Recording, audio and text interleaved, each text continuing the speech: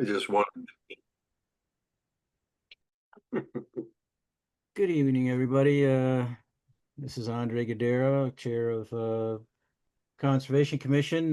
This is our Conservation Commission meeting of September 10th, 2025. Here present are Alex, Bruce, Rachel, Jason, and me, and staff is Dave Zomek and Aaron Jack, or Jacques. We've got, I believe, seven, 4, 5, 6, 7 hearings, I believe, if I'm not wrong. No, 6 hearings. And some other business. And just to get started on the chair's report, I'll announce that the state has determined that there's a significant drought as of yesterday. There's also we will be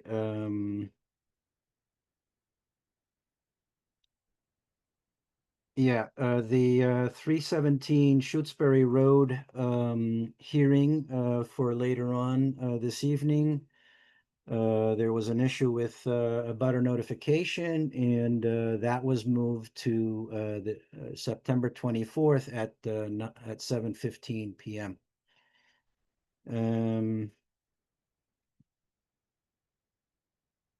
And a little later on, yeah, and I think that's it for me for right now. Now looking for director's report, Dave.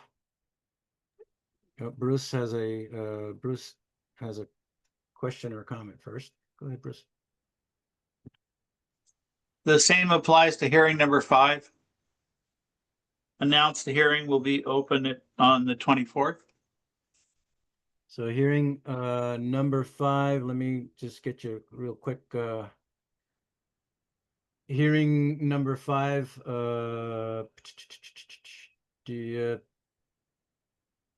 for the 317 Shutesbury Road. That's the one. Yep. Okay. So that one is going to No, be. sorry, it says Fred Hauk Family Estate.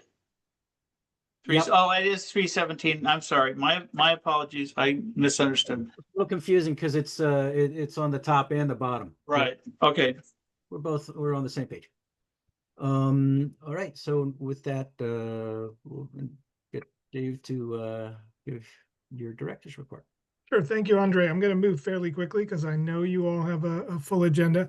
Again, always happy to take questions, but I do try to keep it brief. Lots going on out there. We're wrapping up kind of the summer. As I've stated before, we did not have a robust summer cruise, so it's been a challenging summer. But Brad and Anthony have been doing the best they can, and we're going to get some things done before the snow flies. A couple of things we are working. We've reported at previous meetings. We are going to work with the Kestrel Trust on the bridge and boardwalk installation south of the Plumbrook Pond. This is something that the commission already permitted many months ago, and this is that crossing of the small stream up on the Mount Holyoke Range south of the Plumbrook Pond at Sweet Alice Conservation Area, and there'll be a nice bridge and a boardwalk there. Aaron, of course, will be overseeing all the erosion control, et cetera, and we'll be partnering with Kestrel on this, and it'll mostly be done by a private contractor, and we'll provide the materials. So that'll get going sometime in the next 45 days, I hope. Mount Pollux improvements are moving along.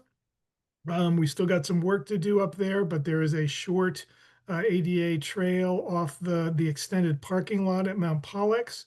We still have yet to get back there. We're going to be installing a nice wooden guardrail, if you will, a bumper, so that people can't drive up the mountain from the new extended parking lot. We'll also be installing a kiosk there. So look for that work to happen in the next 2 to 3 weeks. We're also getting going on the Tucker Trail. This is the new trail off of Vista Terrace down near Atkins. Recall the commission permitted that as well. It's just slotting this into Brad and Anthony's work schedule. So, but I anticipate that trail being cut this fall as well. Let's see. Aaron and I were in a meeting recently where we talked about completing the open space and recreation plan. Again, with everything on Aaron's plate, my plate, and planning staff and recreation staff, there's a lot of people around the table with the open space and recreation plan, but we're making progress, and we just have to kind of circle back to it and give some focus to getting that to the finish line. We're also working under a deadline with the CPA project application that is due September 30th. I believe the commission voted and Jason was willing to be that rep. Is that correct? I believe so. So we're excited to get a few proposals in for that. Nothing, I don't think there'll be anything big surprises. It'll be more support for bridge work, trail work, ADA trail work, as well as we are hoping to put in a little bit more creative proposal, which I think is CPA eligible, and we'll work that out beforehand. And that is to see if we can get some funding to actually hire, using CPA funds, hire summer trail crew. So we're working on that. That would be a wonderful little shot in the arm for us next year to actually have funding that I don't have to beg, borrow, and et cetera from various places to get some 4 or 5 full-time trail crew folks in here next summer. Let's see, there's been some discussion of Gull Pond. We did do some minor work there to unclog a blocked beaver deceiver that has been in that pond for more than a decade, probably close to 20 years. I'm going to be meeting with the residents in the first part of October to come up with some sort of a longer term management approach to Gull Pond, to really hear from the neighbors. What would they like? What would we like from an ecological sustainability standpoint? What is the right level there? There's a lot of interest in Gull Pond, and we've got to also keep in mind roads, both private and public, flooding, et cetera, et cetera. So we're going to meet in early October. The date has not been set yet, but we're going to be throwing around dates with the neighbors, and we perhaps might bring in some folks from UMass as well on that. I did get an inquiry this week from an interested party who may be on the call, I don't know tonight, about Pure Sky at Hickory.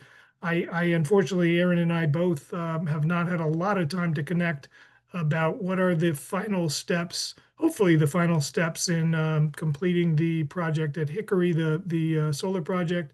But we will try to have that update for you and for the public in 2 weeks. We just have not had a chance to connect. I know what those steps are. We just have not slotted them into their schedule and our schedule. Clearly, the emergency access to the north is green lighted. We're all set to go on that. We just need to get that on their schedule to construct. And then finally, we happy to announce that we have found a little staff time, administrative time within our functional area to provide some support for Aaron. I know Aaron has met with one of my colleagues, Rob Mora, recently, so we've found some modest staff time to assist her with some things that she is going to define with us and for us in terms of meeting postings, helping with meeting organization, perhaps minutes, whatever things that Aaron thinks that another staff person who we've assigned to this task can help her with. So it's an undefined number of hours. It may fluctuate up, it may fluctuate down, but it's going to take a little time for Aaron to train that person. So we won't see the impacts on that for a while, but I'm happy to have that at least started. So that is my quick rundown of 6 or 8 updates across town and across conservation space. Happy to take any quick questions as time allows through the chair. Thank you, Dave. Looks like there are a couple of questions here. Bruce was first. Go ahead, Bruce.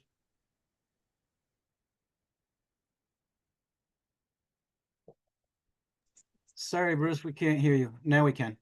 Oh, you don't have a question. And Alex? Yeah, Dave, I don't know if it's premature to talk about Mitchell's farm land on the west side of 116 in the agricultural, or the conservation, the CR, I think that was funded for that. Is that a done deal? Are you referring to the potential development in North Amherst, Alex? I'm not sure what you're referring to again. Could you say that again? I think I read something about a CR or an agricultural, the Mitchell property on the west side of 116. Oh, let me clarify. I think I know what you're talking about. So, it has become public knowledge in the last week that Beacon Communities, Beacon was the developer of the North Square project, down on Coles Road, Sunderland Road, Route 63 in North Amherst. They are interested in exploring a potential development on the Mitchell property. There are multiple Mitchell properties, of course, in North Amherst, and there was a little confusion, I think, on the Indy, but let me clarify. This Mitchell property is the one between Route 63 and Sunderland Road. This was the site of the so-called Eruptor project that we all remember from 4 to 5 years ago that never happened. The Mitchell property, which is west of 116, that is an APR. That's an agricultural preservation restriction and permanently protected. I worked on that project with them some years ago with the Kestrel Trust. So that land is permanently protected. This land, I'm going to say it's roughly 27 acres or so. I don't have that number locked in my head, but this property is not permanently protected. There are significant resource areas on the property, and Beacon is exploring the feasibility of potentially for some affordable and some market rate housing on that site. So we'll hear more about that and more to come on that as it becomes available. Thank you. There are no filings on that. It's much too premature on that. So there are no filings. Thank you. Sure, you're welcome.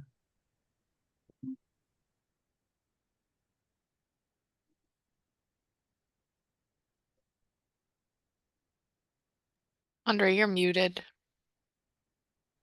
I thought I had seen another hand, and I do see it here among the attendees. Sarah Matthews is going to speak. Sarah, you're on. Hi, thanks, everyone. Yep, and I think you all received the letter that I wrote to the Conservation Commission about Gull Pond, and I appreciate very much Dave's offer to meet with community members. I just want to, I'd like I'm sorry, Sarah, I think we're going to be discussing Gull Pond at the end of Oh, that's fine. our Yep. meeting. Thanks. Okay, I'll wait till then. Thank you very much. thank you.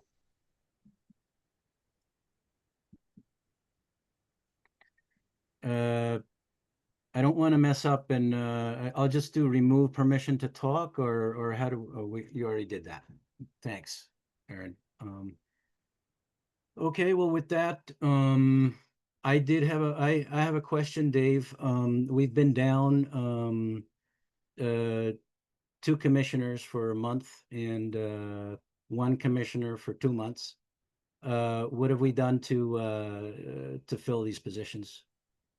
Yeah, thanks, Andre. That responsibility is clearly with the town manager. He and only he, Paul Bockelman, can appoint to the Conservation Commission.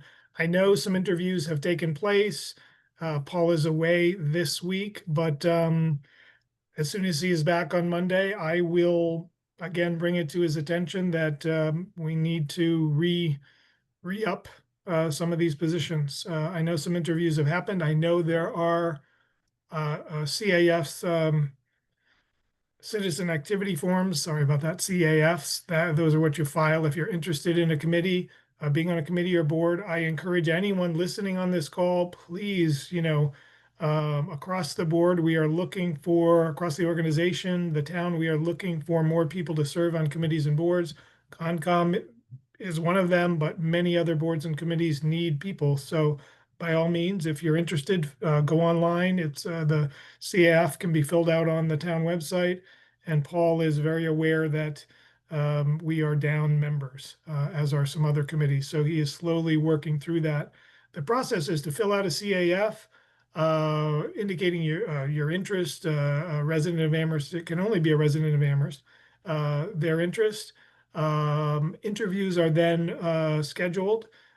Typically with the Concom, the chair and Aaron sit in on those interviews with another member of, and I'm blanking on the committee. There's a committee member from another committee that sits in on those, and with Paul Bockerman, and then Paul makes his decision and appoints person A, B, C, D, etc.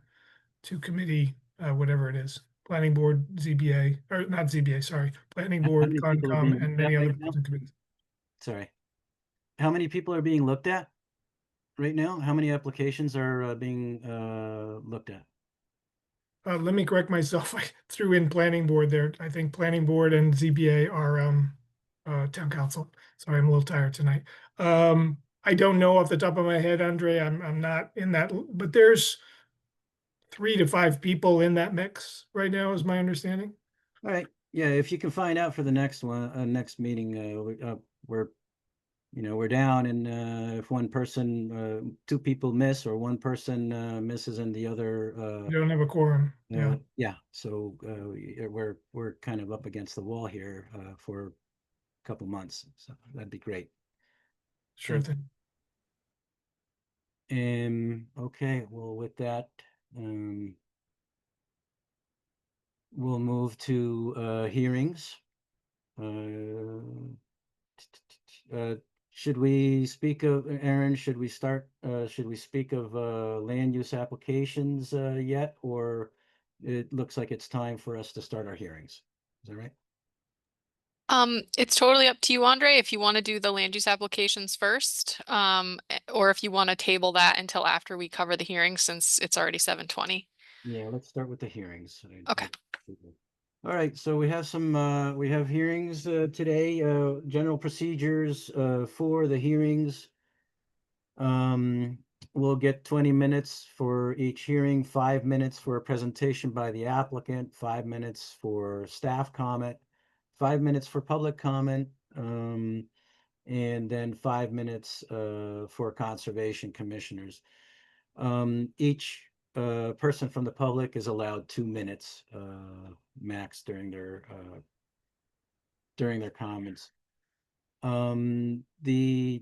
Just to make sure everybody's aware and to reemphasize, we require that all submitted forms and materials be sent to us by the Wednesday of the week before our meeting, so 1 week before the meeting at close of business.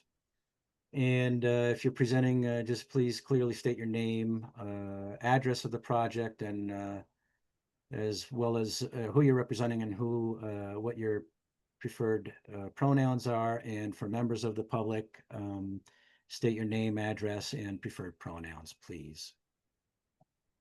Okay, so with that, we're going to move to the first hearing. This hearing is being held as required by the provisions of Chapter 131, Section 40 of the General Laws of the Commonwealth, an act relative to the protection of wetlands, as most recently amended, and Article 3.31, Wetlands Protection under the Town of Amherst General Bylaws. This is a amended notice of intent. Haynes Hydrogeologic Consulting on behalf of Sabina Kornoyer and Amherst Poor Farm LLC for the proposed new agricultural activities in the buffer zone to border to BVA or BVW at 214 Pomeroy Lane, 20C-23. So with that, we'll bring in David Haynes and Sabina Shelby for your 5-minute presentation, please. Good evening. Can you hear me? We can hear you fine, Mr. Haynes. Thank you. David Haynes with Haynes Hydrogeologic Consulting, representing Sabrina Kornoyer with the Amherst Poor Farm, 214 Pomeroy Lane. This is an amended request for an amended order to an order we got a few years ago for restoration of wetlands and establishment of reestablishment of agricultural land. This application is to expand slightly, go back into previous agricultural land and add, do some planting of trees and also then removal of trees that are a nuisance and other trees that are shading the field and other pruning to improve visibility at the road, the access road for vehicles entering the property and coming in, going in and coming out of the property. The first aspect is the establishment of a walnut grove in the southeast corner of upland area, just south of the barn, between the barn and Pomeroy Lane. This area is currently, it has been overgrown with meadow and shrubs and was recently brush hogged, but has grown back. We'd like to brush hog it again and establish it as a walnut grove, maintaining a 5-foot strip along the edge of the wetland. That's a no-till zone, similar to what was approved on the rest of the property. No regrading is necessary in that area.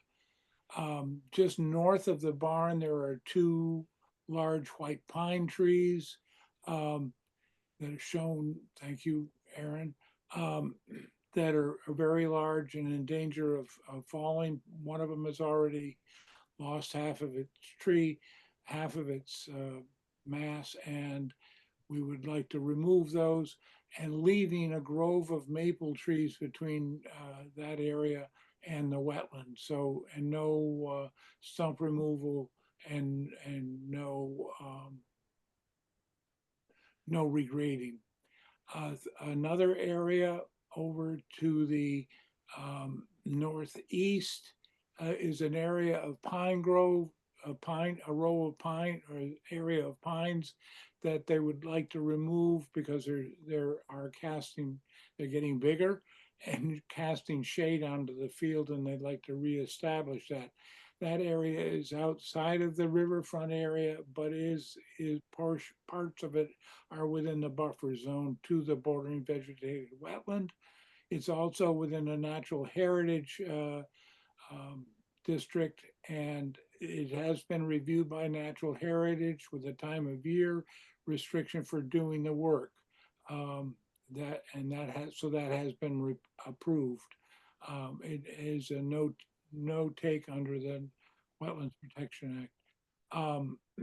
So the other areas are out along the road, both to the east and west of the entranceway. The area to the west, there is a small isolated wetland previously delineated and approved by the commission. There's basically a drainage ditch along the road that we'd like to trim around it, remove a couple of trees in the buffer zone adjacent to the driveway, prune those trees, limb those portions of those trees to improve visibility. And also there are a couple of shrubs right along the wetland boundary that we'd like to remove and transplant to another upland area just to the northwest. Northwest, excuse me. And also maintain prune branches in that area and mow the verge of the road as the town does now. The area to the east is a similar thing, but no removal of any plants, but to remove, there is a dead tree that we petitioned the town and the electric company to remove right at the edge of the road, right next to the power lines. We've asked that be removed. Also, just limbing branches going down the road to the east and mowing the verge to keep vegetation down. That's basically the work that is proposed. Again, no filling, no alteration of wetland. Alteration would be to remove in the isolated wetland under your local jurisdiction, not state jurisdiction, but to remove a couple of shrubs right along the edge of them and transplant them to an upland area so that they don't have to be pruned in the future. And then planting of some low growing wetland vegetation that would not need to be removed, need to be maintained, excuse me. Basically, that's it. I think I'm under 5 minutes. Thanks, Mr. Haynes. Aaron? Rachel has a question first. Rachel? I just want to make a declaration. I've been in touch through Aaron with the town attorney about a conflict of interest on this parcel. It appears that the plan that was submitted for this application is on a plan that our firm, a base sheet that our firm created for Wright Builders in 2023. So I just want to be clear that we are not engaged by this client for this project or this work. And therefore, I do not believe I have a conflict of interest. Thanks, Rachel. David, you have your hand up. I don't know if you meant to do that or not. No, Okay, thank you. excuse me. Bruce? So I went on the site visit and Mr. Haynes's description comports pretty clearly with what we discussed and saw while we were there. Thanks, Bruce. Aaron?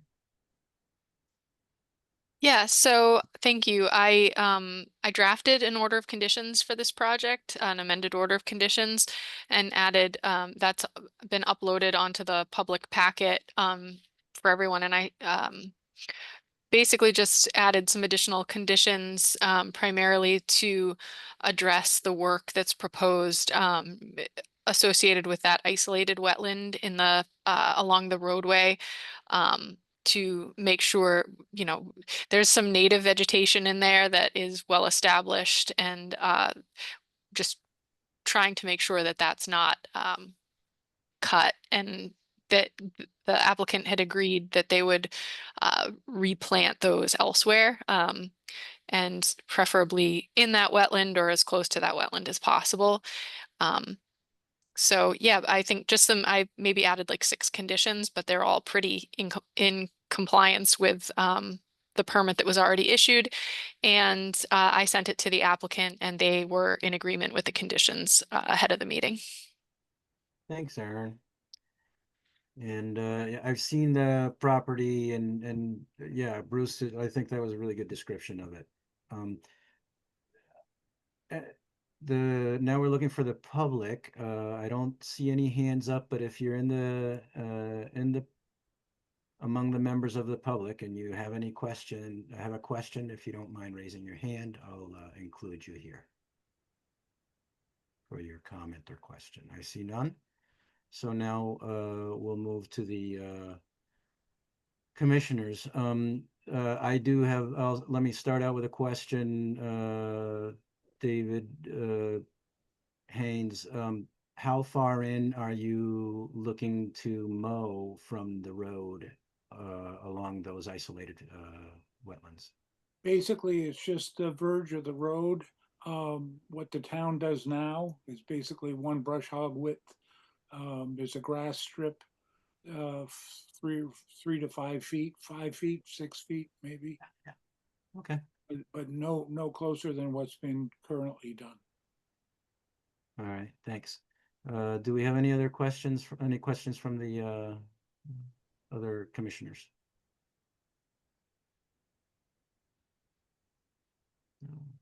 Rachel?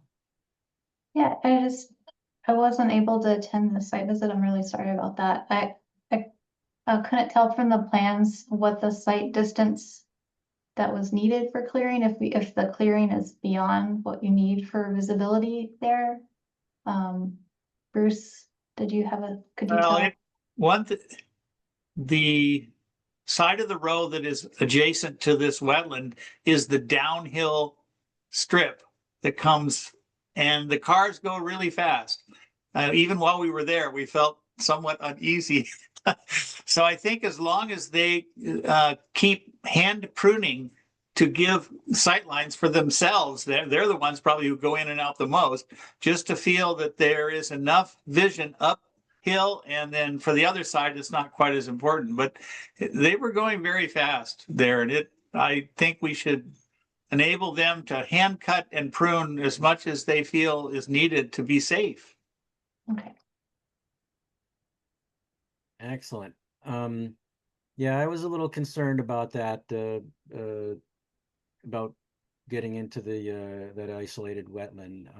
But the hand pruning and the planting of natives and replanting the shrubs that they're going to remove from there, I think have got my concerns allayed.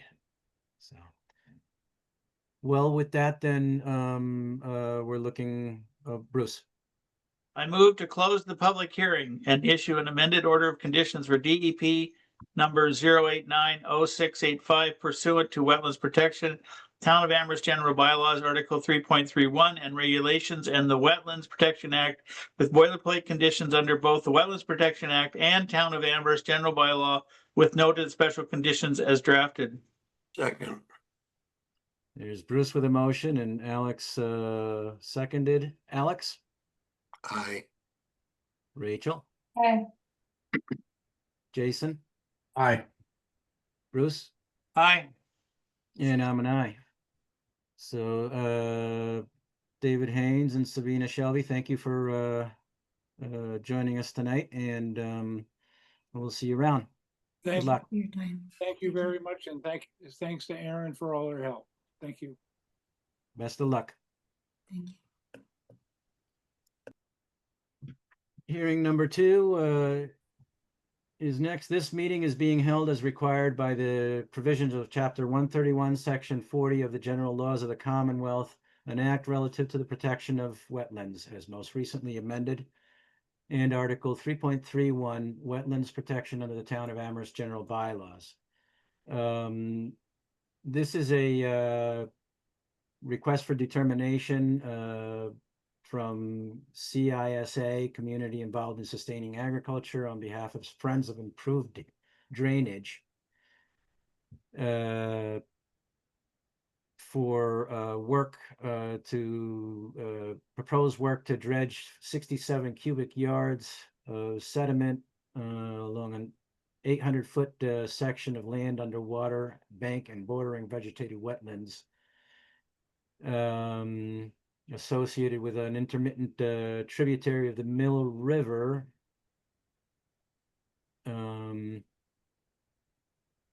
at near the Meadow Street area, map 4D, lot 2. With that, we'll look for, I just double check here real quick. All right, well, with that, we'll look for anyone who's going to present from the CISA. If you don't, there we go. We have Manuel Diaz and Stephen, no last name. You've joined us. Hello. So why don't you go ahead and start your Sorry, presentation? I need Stephen's last name and the address. Go in there. Stephen Taranto, 261 Riverside Drive in Florence. 261 Riverside, Florence. Thank you. I'm representing a group of farmers who are petitioning to do some maintenance on an agricultural ditch that flows under Meadow Street. And I'm actually going to cede my time to Manuel Diaz, who's been working with us on this project and is going to share a few slides explaining the project site and the reasons why we're making the request. Manuel? Yes, Aaron, I would like to share my screen. Manuel, can you tell me the organization you're with or your address? My address is 40 Elf Hill Road in Amherst. Thank you. All right, go ahead with your presentation, Mr. Diaz. I am not sure if you can see my presentation. Not yet, but you. yeah. I think you've Share been allowed to screen. share. Okay, I think I'll be here in a second. There we go. You should be able to see. Good evening. I'm here for the request for determination of applicability for Meadow Street ditch. I am seeking a negative determination of applicability confirming the planned ditch maintenance as agriculturally exempt from both the Massachusetts Wetland Protection Act and the Amherst bylaw. My name is Manuel Diaz. I am a professional engineer in representation of the Friends of Improved Drainage on Meadow Street and Joseph Waskevich. During the day, my day job, I am a USDA Natural Resource Conservation Engineer, through which job Queens Greens, J&J Farm, Maple Lane, Divine Farm, and Siomec Farm are my customers. Today, I am here to talk to you about a section of drainage located at 257 Meadow Street in Amherst. Here is the alignment of that drainage. For reference, there is the section that we are intended to maintain under agricultural conditions. There is what used to be Queens Greens, which I understand has been sold and it may have a new name. There's Maple Lane and J&J Farms, or Joseph Waskevich, which is one of the people I'm representing. Why this perceived man-made drainage has not been maintained over time? Well, there has been a lot of confusion. Fields on either side of this section of this ditch have been for sale for a while. Furthermore, uncertainty regarding who is the formal steward of this section of ditch, and especially unclear notion as to whether surrounding farmers have permission to continue their annual maintenance of these activities. Why maintaining this ditch is important? In 2023, CISA and others conducted a survey where it resulted on an estimate $4.9 million in crop losses over 20 years. Accessibility to fields for planting in the spring was vocalized as the highest concern, along with safety to humans and cattle during flood events. As an engineer working for 16 years on the field, I believe that 4.9 million is a credible estimate, and in my opinion, it may be an underestimate. Early on, I engaged in actually delineating the watershed using on-field survey equipment, where that is an enhancement of that delineation for the watershed. Meadow Street is on the right hand of that image, as well as Mill River. And that is the surveyed alignment of the center line of the drainage ditch. Very briefly, because I only have 5 minutes, the west side of Meadow Street, the ditch is 0.05% slope, so almost flat, but it does flow. On the east side of Meadow Street, the slope of the ditch increases a lot, and that was the first relatively shocking finding for this, because the expectation is that water would flow. But the ditch is, or the drainage is hindered, there's a point of constraint where the culvert inlet provide a fixed elevation, which is not necessarily a problem, but it's definitely something to point out. And that constraint in elevation have caused immediate siltation immediately downstream from the culvert, which is the initial point of backup for water.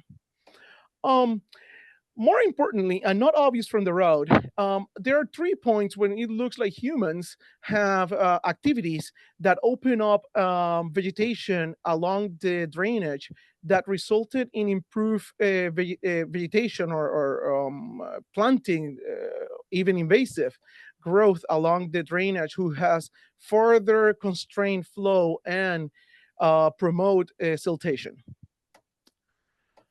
On the on the west side or upstream from Meadow Street culvert, their ditch is maintained, and that's a picture of it. It is mowed, and I believe, in my professional experience of working with hundreds of miles of drainages across the nation, that is what it should continue to happen, just being maintained and mowed. On the downstream from the culvert on Meadow Street, that is a recently taken picture where you can see my point that vegetation is overgrowing on those openings that humans created at an unknown point of time, probably in the last decade. And then that is a picture of late winter, where you can see the backup of water created by the vegetation on those openings. So the description that what we want to do is remove 67 cubic yards of accumulated sediment by mechanical means, remove woody debris by hand, and prune overhang in certain limited areas. We will definitely be following the proposed best management practices, and I will personally supervise the work. Thank you very much. I am happy to either me or anyone on our team is happy to respond to questions. Thank you, Manuel. Just a quick question to clarify my mind. Are you here working with USDA, or are you here as a private contractor? I am What is no, I am here donating my time as a professional engineer for this meeting. During the day, Are you representing? during the day, I work with these customers. USDA. Yes, during the day, they're my customers, but at this time, I'm here on my personal time, donating my expertise. Thanks for the clarification. Mm-hmm. Let's see now, Aaron, if you don't mind giving the town's perspective, I'd appreciate that. Thank you. Sure. And I don't want to be singularly giving the town's perspective. Dave might have something to share on this as well, but just from my perspective, so the first thing I want to say is we do have written permission from the landowner. So just to make it clear, the piece where this proposal is coming from, the individuals who are proposing to do this work do not own the land where the work is proposed. So the land is owned by, and I know Laverdiers are one of the landowners. I can't recall the other landowners' names, but they've both signed off that they are supportive of this work moving forward. So I just wanted to make sure it was clear that the owners are okay with the work. So this is a very tricky situation, and I know that there's a long history going back in time with landowners struggling with this situation. And what I have done is done my best to fashion a finding of fact to attach to a determination of applicability. It's a little bit shaky for me to, quite frankly, on the determination of applicability, but I've done my best to draft a very strongly worded determination, which would allow the work to move forward, but also maintain the fact that these are in fact resource areas and that this work is being permitted solely to allow the fields upstream to have improved drainage for agricultural purposes. So that was my intent in drafting the determination. The area of the ditch that is a ditch, it's a mapped stream on a USGS topo, but I don't dispute the fact that this was originally a man-made structure. It's just, it has reverted back to a natural structure, a natural system. And under the regulations, once that happens, the protections, typically the regulatory protections, then come into play. So in this particular case, I am comfortable with the work moving forward under Manuel's supervision with the noted requirements for protection being installed, including stabilization measures and erosion and sediment control measures. But I do think it's important for the commission to maintain the fact that these are in fact resource areas that require protection long-term. In the event that the fields on either side of this resource are ever developed, I think it's important that we that everybody understands that that's a resource area that needs to be protected. So I know that the applicant's representative, well, I shared the draft findings with them, and they edited my draft findings. Both versions are available in the public folder. And so sort of the options, I guess, as I would say, would be for the commission to allow the work to move forward with my findings of fact, allow the work to move forward with the finding of fact as edited by the applicant's representative. And then the third option would be the commission to require a notice of intent. So it's really up to the commission what you're comfortable with in this case.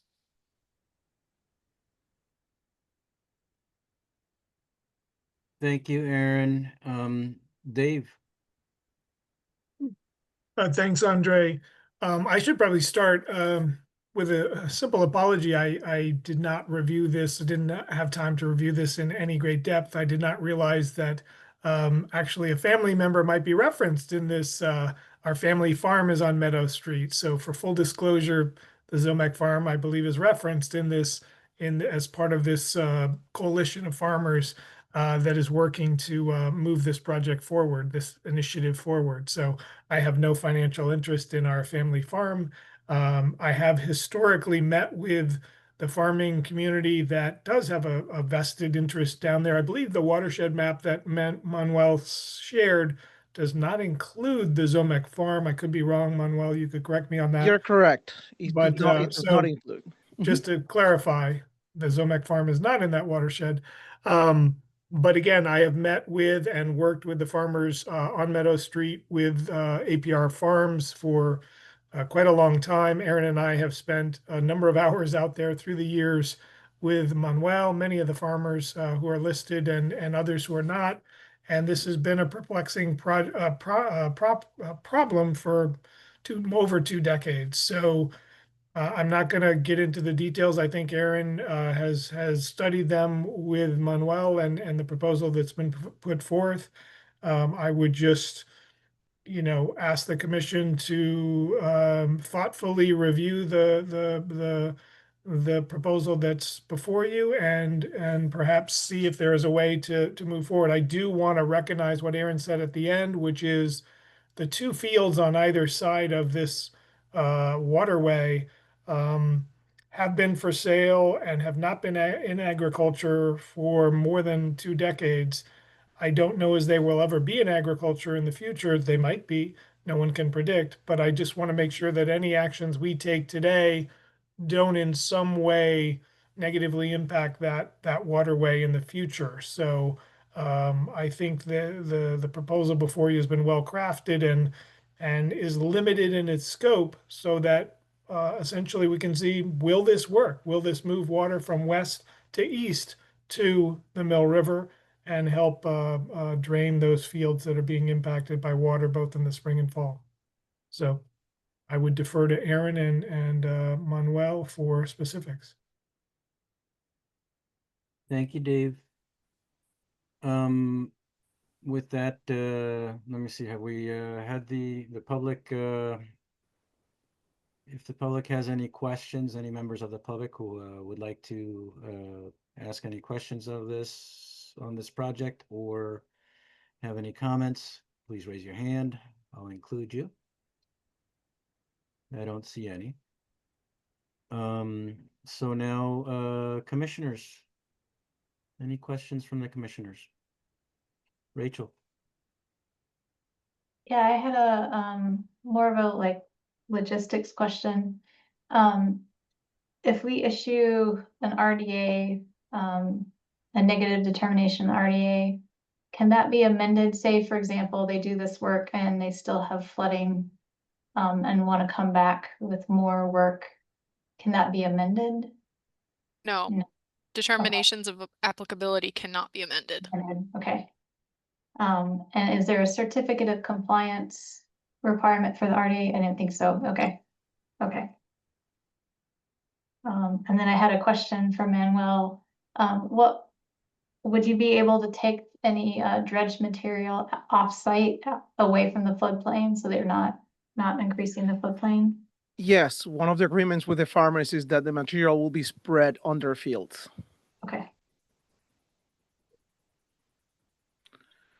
If I may an additional comment, this is truly a goodwill, good faith approach, and I will be there present with a shovel in hand to make sure that that all this is during minimize impact, and everyone involved. Of course, the average farmer age is older than my grandfather, but the everyone involved is very conscious that this is only for agricultural purposes, and whatever decision is made, hopefully a positive one, will only continue for a minimum impact cleaning for exclusive agricultural purposes. Thank you. Aaron?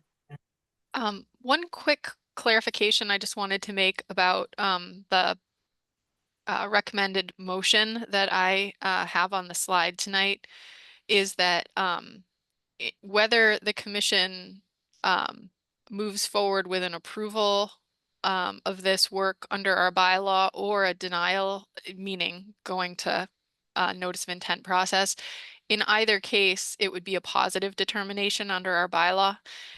So I just didn't want to alarm anyone if you see that positive determination, because under our bylaw, in the Wetland Protection Act form, you have two options. You either issue a positive, and that basically determines that it's jurisdictional, or if you issue a negative, it determines that it's non-bylaw jurisdictional. So we wouldn't be saying that it's non-jurisdictional under our bylaw.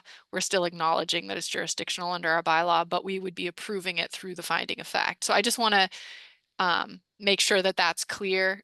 So if the commission approves it, it's a negative determination under the Wetlands Protection Act, a positive determination under our bylaw, but the finding of fact would apply for under both. Thank you, Aaron. That makes sense. Jason? Yeah, and I just want to confirm that if these properties are sold, this won't have any effect on anything when those are sold. Is that correct? If they're ever sold or developed in any other way? So I would address that by saying, if it's okay, Andre, if the property is sold, so first off, like, let's say it's sold tomorrow, the applicant here tonight would still need to get permission from the landowner to do this work. So just because the Laverdiers granted permission, if they sold it tomorrow and it was a new landowner, the entities doing the work would still have to get signature permission from the landowner. Also, just to make something clear, is that this is like a one-time approval to go in and clean this out, and that in the future, if it needs to be cleaned out again, they would need to come back to us. So it's written into the findings as such. It's not like this is granting a carte blanche approval for future maintenance of this stream as a permanent agricultural ditch maintenance project. It's written in that they'd have to come back to us again. Thanks, Aaron. I have a question, Mr. Diaz. So just to make things clear, I suppose, or to ask perhaps a silly question, what you're looking for negative determination on the basis of the agricultural exemptions, is that correct? I would like to defer that question to David Cameron, who I believe is on the call. David, are you here? I see someone. Here we go. Go ahead, David. Could you please state your name and your address and who you're working for? Mr. Cameron. I'm here. Can you hear me? We hear you now. Okay. I don't see myself on your screen. No, you would need to hit the video portion at the bottom of your screen. I don't see that option. You don't? Nope. It's not there. Right next to the audio, are you? Yeah, there's, I see the audio option. There is no video option, but I'm happy to speak to the issue. Go ahead. Um, I need to hear your full name and address and who you're with, please. David Cameron, Fleetwood Environmental Solutions LLC. I am volunteering my time to CISA and the Friends of the Meadow Street Ditch for this project. And I guess could you just rephrase the question again, or ask the question again, so I'm clear on what you're seeking? Yeah. So you're looking for a negative determination and of applicability, and I'm asking whether you're looking to use an agricultural exemption or what it was. Yeah, we are seeking an agricultural exemption under the definition of agriculture agriculture at 310 CMR 10.04. And we are asserting that the proposed work is normal maintenance of land and agricultural use. And I think it's self-evident that all the fields to the west of Meadow Street are commercial agricultural lands. There's massive fields there that they're definitely not for kitchen gardens. They're for commercial agriculture. And the definition of land and agricultural use actually extends to drainage ditches. And to Aaron's point, this may have been a natural stream at some point. I think it meets the definition of a jurisdictional stream under the Wetlands Protection Act, but it's also a very, it's a linear stream that's been manipulated by humans. So to specifically drain those fields. Okay. And how do we help me out here? How do we get the agricultural exemption for the properties upstream, if you would, of where the work is going to be done? How do you apply that exemption to the other folks' property where the work is going to be done? In other words, the owners of the property aren't the ones doing the agriculture. Can you tell me how we link those? That's a good question. So all those fields to the west of Meadow Street, that portion of the ditch or the stream that's east of Meadow Street is inseparable from the need to drain all those fields to the west. So that ditch has been in continuous use for all those commercially agricultural fields to the west. I know there's been, over the last many years, there's been some question as to what the status of those fields on either side of the ditch will be east of Meadow Street. They've been for sale. I know there's been some propositions to do different development work on those, but that ditch has been in continuous use to drain those fields to the west of Meadow Street. It's not fully operational right now, which is why we're here in front of the commission. But it is categorically land and agricultural use under the Massachusetts Wetlands Protection Act, and it just needs to be improved to make sure that it drains effectively. All right, thank you. Help me out also with the 5 year, with the 5 years, the exemption applies to agriculture that's taken place within the last 5 years. Can you help me with that too? I can, I think. So there is a provision in the definition of agriculture, which incidentally is the broadest definition in the Wetlands Protection Act. I think it takes up 5 pages for one definition. There are provisions in that definition that are meant to prevent people from exploiting that agricultural exemption, essentially from going in and clear cutting. I'm just giving examples from clear cutting areas and saying like, oh, it's farming. We're doing farming. And so it's exempt. So this particular reach of the stream or the ditch has been in continuous use to drain commercially active agricultural fields. It sounds like it's clear that the particular fields that are north and south of it on this particular reach have not been continuously maintained, but that does not preclude the fact that this ditch has been in continuous operation to drain all those fields to the west. It seems like there have been questions about legal and logistical accessibility to get in there and clean that ditch out. There's actually a town of Amherst drainage easement across this specific reach of the stream. Okay. The town of Amherst evidently has not actively taken the responsibility for doing that. It seems like there's been some confusion as to whether or not the farmers that maintain lands west of Meadow Street have the ability to tinker Okay. around with that ditch. I think you've answered my question. Just to sum it up and ensure that that I'm understanding you correctly. What you're saying is that the fact that this has been draining the agricultural areas continuously, is that meaning that it's been working this whole time, so therefore those 5 years would not apply because it's been used the whole time. That's where you're going with it? That's a good way of saying it. It's not fully operational, but it has been continuously operational.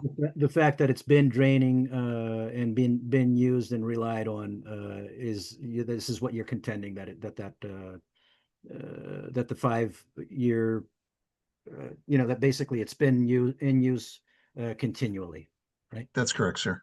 Thank you. Okay, and while I have you here, I did want to ask, what are the corrections, or what is the angle of the corrections that you made, or the edits that you made on the conservation agents? Let's see, the Finding of fact. yes, the findings of fact. Thank you. Yeah, I thought that they were very well thought out and well crafted. My intent was just to try to simplify them. And I think Aaron did a good job of trying to draft those up, but my edits were basically trying to pare things down and make them more simplified. It was more specific in terms of what exemption I thought applied, which was 310 CMR 10.04 B7, which is normal need maintenance. to get into specifics. I think you've answered my question. Okay. David. Thank you. Alex. Yeah. Go ahead with your question. Your hand's up.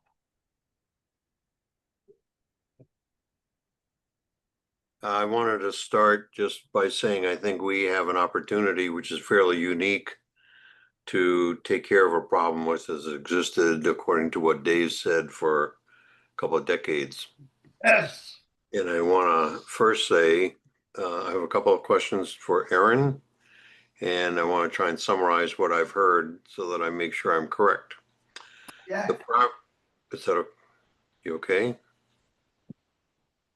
I'm sorry, if you're not speaking, if you can please mute your phones or whatever apparatus you have. Thank you.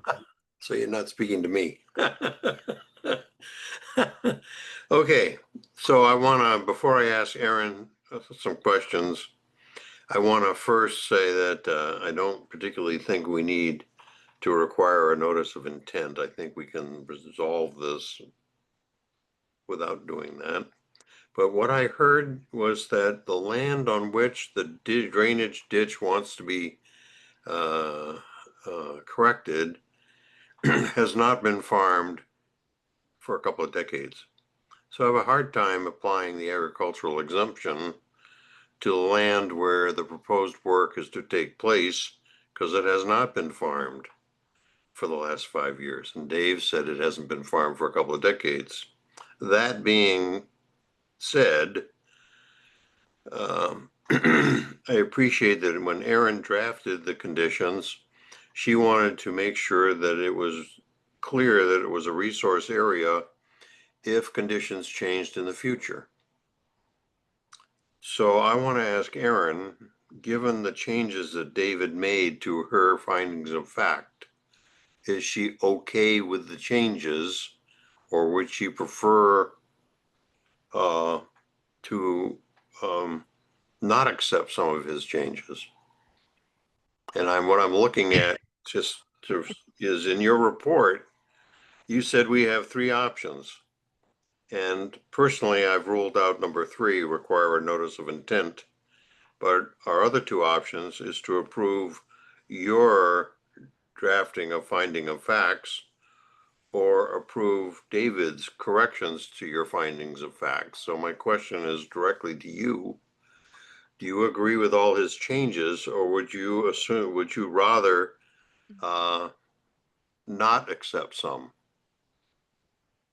So if I could just try to distinguish, I think the Can I different, oh, stop go for a ahead. And second? I'm asking, excuse me, it's in the packet, but I'm asking you to explain his changes for the record.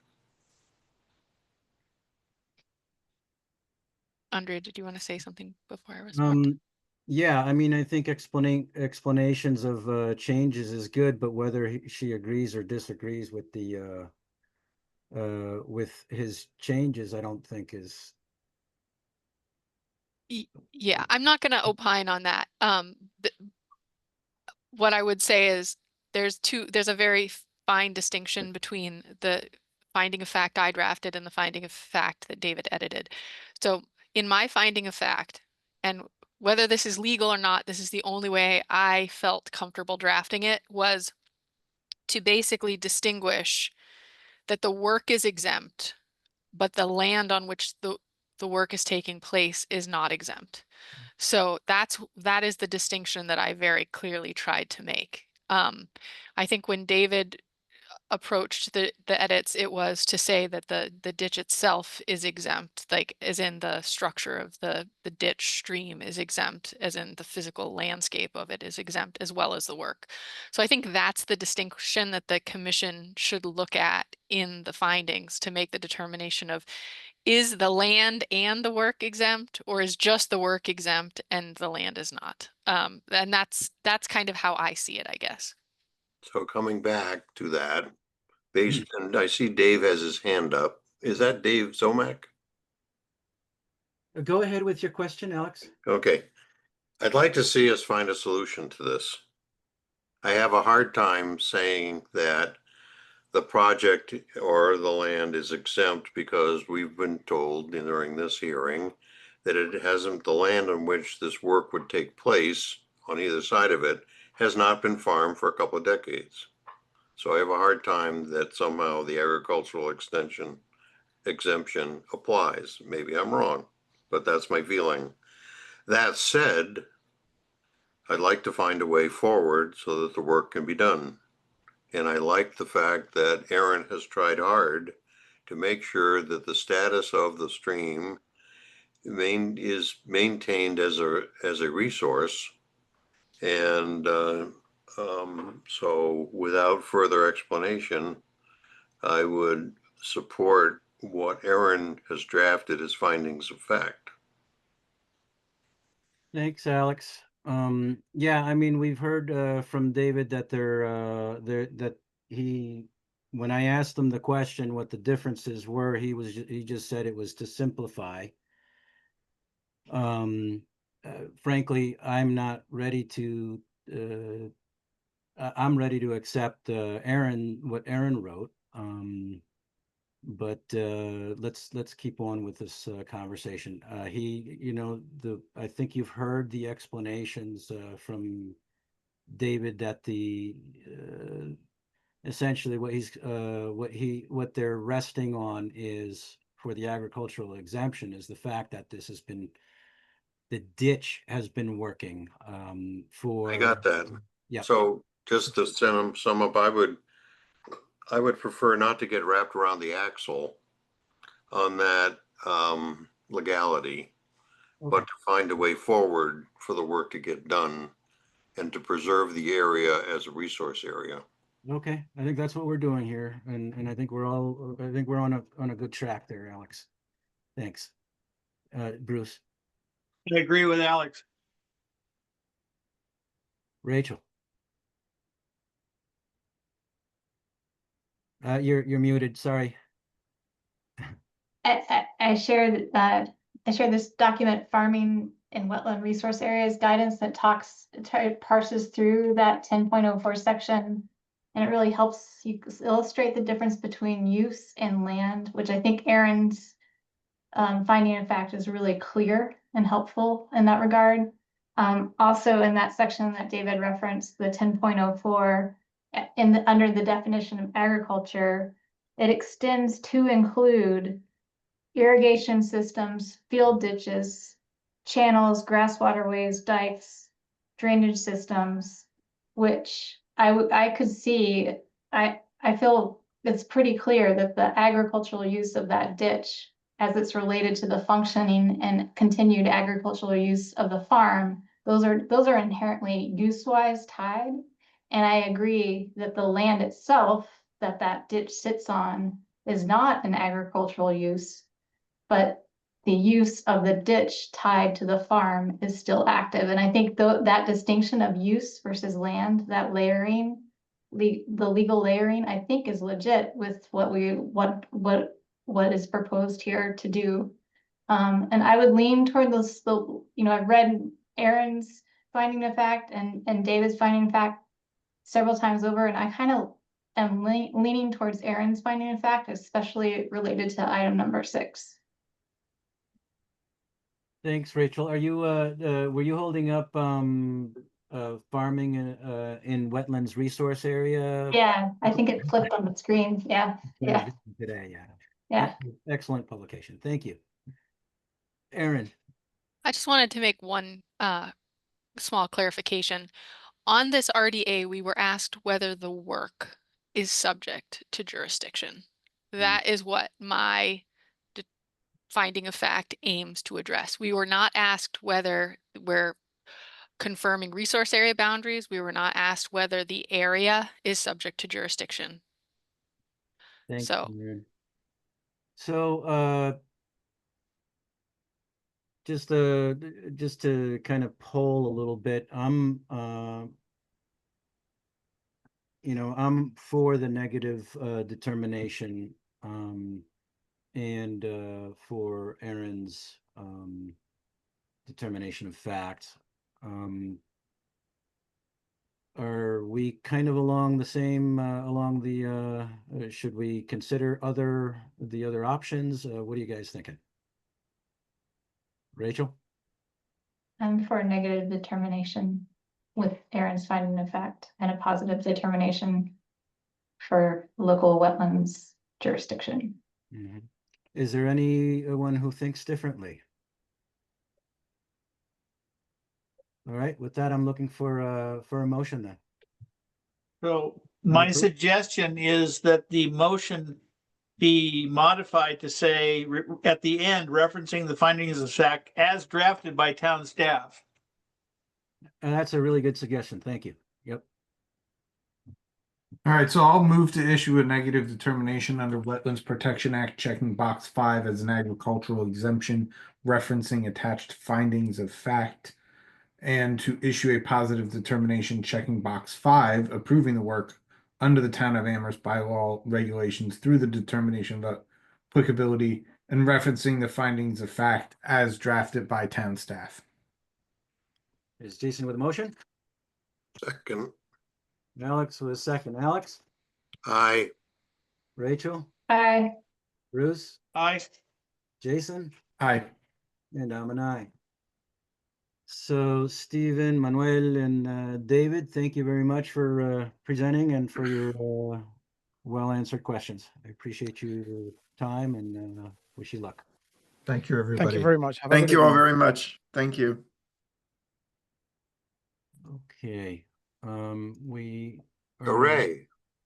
to number 3.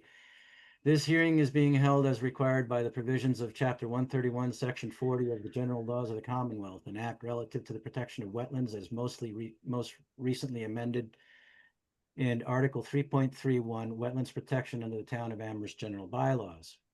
This is for notice of intent, Town of Amherst, DPW, Department of Public Works, for construction of a multimodal accessible transportation network, which is a sidewalk, to put it in other words, along a section of West Street, providing connections to Mill Lane and East Hadley Road.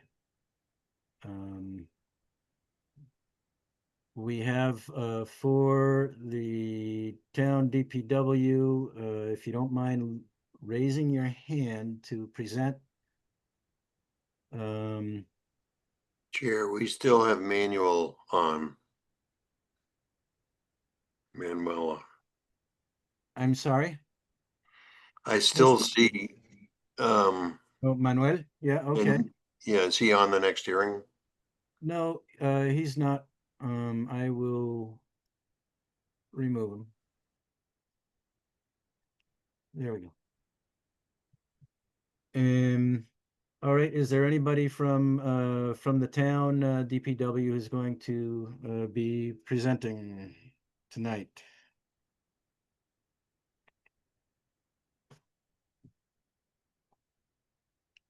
All right, we will not be issuing anything tonight, but I thought we were going to get a presentation. I think I see Paul. I'm gonna try to add him and see if it's him. Just not sure if he's having trouble raising his hand. If that's okay. Sure. Oh, there he is.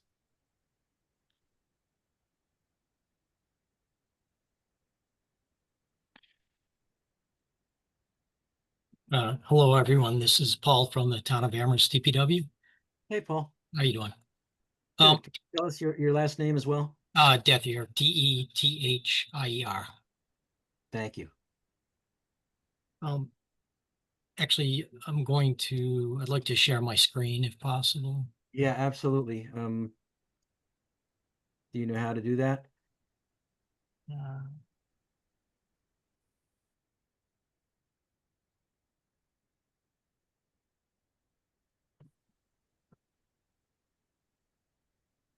Looks like you're sharing now. Okay. So yeah, there. This notice of intent is for a small section of existing sidewalk, which is located south of Mill Lane.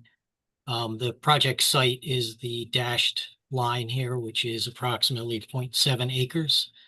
And this project, over the past 5 years, what the town has been doing is slowly adding multi-use path, 8-foot wide multi-use path, bike lanes, new bus stops, new crosswalks in the area of East Hadley Road, Mill Lane, with the vision of actually going south all the way down to the new roundabout at on West Street. Wow. Down by Speedway. So this project is just another small section working south towards the roundabout. And currently there is an existing 5-foot paved sidewalk that runs. It's not adjacent to the roadway. It's actually on the east side, but it crosses a stream, an unnamed stream. I'm going to try to show some photos here. Going south, it goes over an old pedestrian bridge where it crosses the unnamed stream. And the problem that we're having is, first of all, the bridge is extremely rusty and it's very difficult to maintain. So what we're proposing is to actually remove the existing sidewalk, remove the bridge itself, all the I-beams, the decking, leave the concrete abutments, and which you can see the rust on the I-beams. Oh, boy. And So leave the abutments in place to limit the amount of disturbance and actually move the new sidewalk from its original location here out into West Street. So what we've done is when we repainted the lines on West Street, we shifted all the lanes to the west with the intention of installing a new curb, a small grass belt, and an 8-foot wide pathway. So it would look similar to this photo when it was finished. So the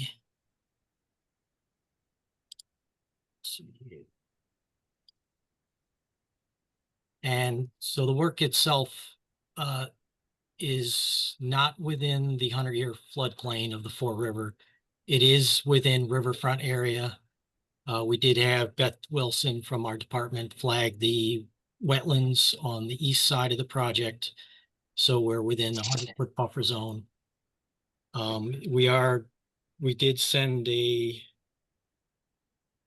copy of this to Natural Heritage to get a determination. And we also received a letter back from DEP on this. And this is being proposed as a limited project. So again, what we would do is the portion of the sidewalk that's shaded in red here would be eliminated. And then the sidewalk would be pushed out to, we'd connect it to our existing crosswalk at Mill Lane. We'd run it out to the west side of the existing bus stop, redo the ADA ramp, and add the flashing reflective beacons for the crosswalk with a button to activate those for a safer crosswalk. Then we would continue the 8-foot path to the south, basically utilizing the excess roadway pavement that's there now, and then eventually connect back in to the 5-foot wide sidewalk at 98 West Street. So the project itself would actually, when they calculate out the impervious area, we would actually be reducing within that 0.7 acre project site, we would be reducing the impervious area by about 2,500 square feet. Great. Well, thanks, Paul. Is anything else before I? Not at this point. I think if there are any questions, I could try to answer the questions. So.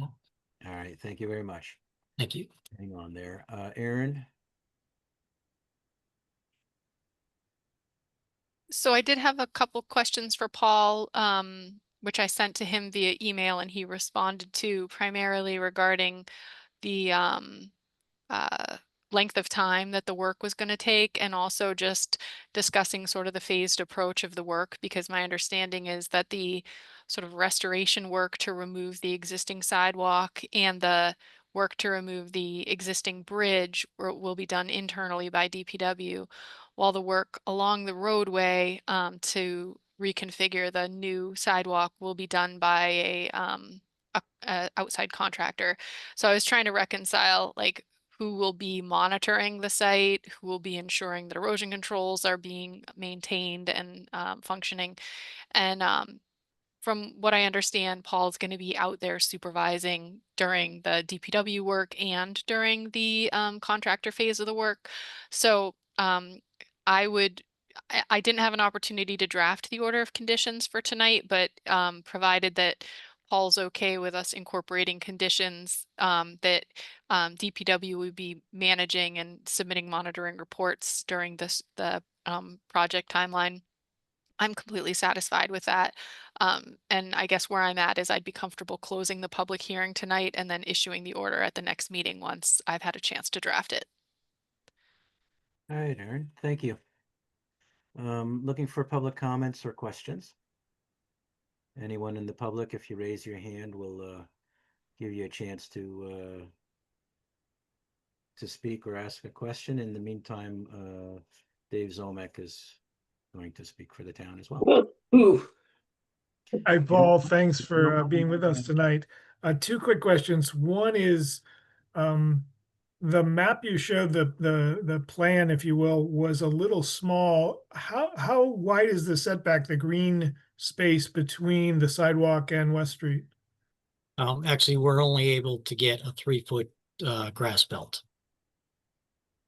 Okay, and there will be a curb there as well? Yes. Okay, Actually, I could, and then what is the timeline for this project? I apologize, I don't know when this would happen. Is this a 25 project or is this a 26 project? it's late in the Calendar year. season, so we're actually looking at spring of 2026. Okay, gotcha. And again, as Aaron mentioned, the DPW, when they had time, would actually go in and do all the demolition work and remove the bridge itself, all the decking and the I-beams. And Aaron did send a couple questions over. One of the questions was stockpiling of materials. And for the bridge removal, I think what we would probably do is drop a roll-off dumpster on site and then just place the material in that and then take it away.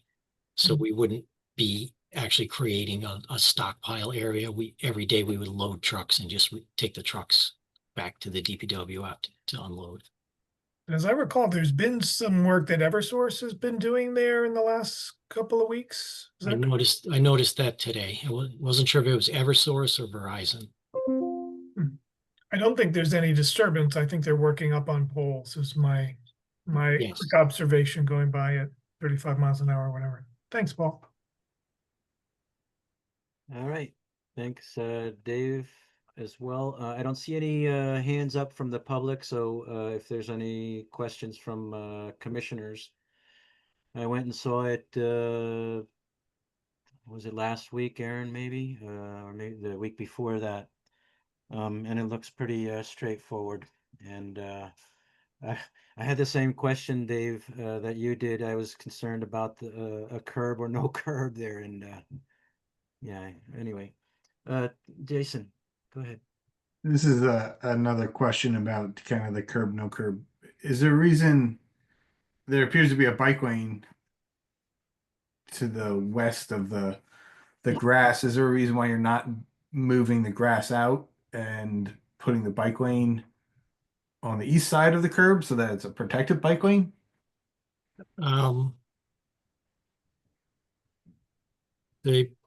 Actually, to be honest with you, I don't think that we looked at that. We are trying to limit the amount of fill. We're trying to utilize the roadway itself. I think to do that, I think we would probably end up having to push back on the east side more and add more fill material.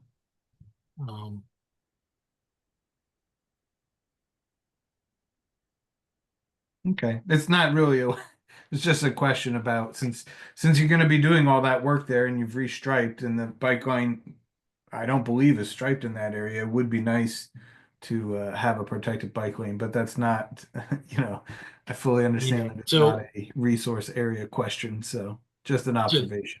So for that, we would end up having 2 curbs with a 3-foot grass belt. Is that what you're thinking? I'm just trying to envision this. I think you would have a curb, a 3-foot grass belt, and then you could have just a paved bike lane where the curb, you don't have a curb between the sidewalk and the grass belt right now. You just have the grass belt and the paving for the sidewalk. You would have the grass belt, the paving for a bike lane, a painted bike lane, and then the sidewalk next to the bike lane. At the same grade? Yeah. Okay. But again, just take the opportunity to comment on this project. Okay. Actually, outside of our jurisdiction. But I will mention that to the superintendent when he returns and get his thoughts on that. Yeah, thanks. Be glad to do that. Great. Well, thanks, Paul. And Jason and Rachel has a question. Yeah, I'm sure you're thinking about the time of year that Steve will establish as you plan out the schedule. But just when the demo happens for the bridge, it'd be great if that's at a time when that exposed soil underneath the bridge that's kind of protected right now by the bridge. If it's at a time when that could be stabilized with seed. I think, actually, when I look back at that photo. So I think what we're thinking is that we actually, this area doesn't have any vegetation at all. So I think what we need to do is loam this and then do an erosion control blanket on Yeah. this. And we, staple that in and try to secure that. So. Great. Well, sounds like a good project. If we don't have any other questions, or if we if we don't have any anything else, we'll be looking for a motion after at some point after the questions are over. Bruce, go ahead. I was just gonna re-emphasize the thing that we often have to do is to remind that the blankets need to be biodegradable and not the plastic versions of them. Yes. Thank you. Yeah. Okay, well, with that, we're looking for a motion. I move to close the public hearing. Alex with a motion. I'll second. Bruce with a second. Bruce? Aye. Alex? Aye. Jason? Aye. Rachel? Aye. And I'm an aye. So we'll close the public hearing and go ahead with approvals next week. All right. Thank you. Thank you, Paul. Thank you. All right. Have a good Appreciate, evening. your time here. Next is an ANRAD for Goddard Construction on behalf of Pure Sky for the confirmation of both Mass Wetland Protection Act resource area boundaries and Wetland Protection Town of Amherst General Bylaw and regulations resource area boundaries within a designated study area on Shutesbury Road, map 9B lot 11 and 12 and map 9D lot 27. This hearing is going to be continued to the 8th of October at 7:15 p.m. And what the town is doing right now is trying to contract with third-party wetland delineator and water I guess engineer, right? Erin, what's the proper Yeah. term? Just a Okay. PE, an engineer, yeah. Mm-hmm. So that's in process, and so because of that, what we're going to do is move that public hearing, and the applicants have agreed to move it. So with that, I don't believe there's anything else to discuss on this other than a motion. Actually, I think we should test whether there's anybody from the public who came to this meeting expecting to be able to comment. Yeah, we can do that, but I think their comments would be much better heard when we're going to be discussing it. I'll let them, but anyone who wants to speak now can do so as well. I see one hand up. Let me look for it. There we go. Corey McCandless from Pure Sky. Go ahead. Yeah, Corey. hi, good evening. Can you hear me okay? We can hear you perfectly well. Great. Yeah, I just had a quick question for Erin in terms of allocation for the professional engineer to review the ILSEF, the isolated land subject to flooding calculations that we submitted. So we have we've already been informed that the ZBA has contracted with WSP to as a peer reviewer. And I'm just curious if there's any way that you can reach out to one of their engineers as part of this contract to have that peer review aspect performed. No, we can't. This is a separate body from the zoning board and completely separate jurisdictions. And I have no, I don't have any level of comfort doing that. I would prefer to reach out to my own independent experts or experts that I would rely on for the Conservation Commission to get an independent opinion. So with all due respect to the consultants that WSP or that the planning department has hired, and also just for the record that that permit was withdrawn and the previous review had been conducted under a permit that had already been withdrawn. So it would be wholly inappropriate to go backward through the ZBA on a permit that was withdrawn and not even active at the current time. Okay, all right. Well, in that case, we'll work with the ZBA and planning staff to request to refund unused money in that respect. Yeah, that's not our purview. Respectively, I'm just trying to help you guys find peer reviewers. And as soon as you do find them, please let us know, and we're happy to send funds to help conduct that.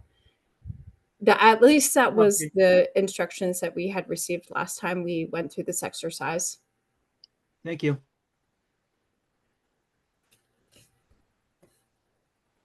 All right. So we're looking for a motion to continue the public hearing for DEP number 089-0762 to 10/8/2025 at 7:15 p.m. So moved. Alex with a motion. Second. Bruce with a second. Bruce, Aye. Jason, Aye. Rachel, Aye. Alex, Aye. and I'm an aye. All right. Next hearing is an RDA, Cold Spring Environmental on behalf of Fred Hauk Family Estate to determine whether work to repair a septic system is subject to the Wetlands Protection Act and to the Town of Amherst Wetlands Protection Bylaw at 317 Shutesbury Road, map 9B, lot 52.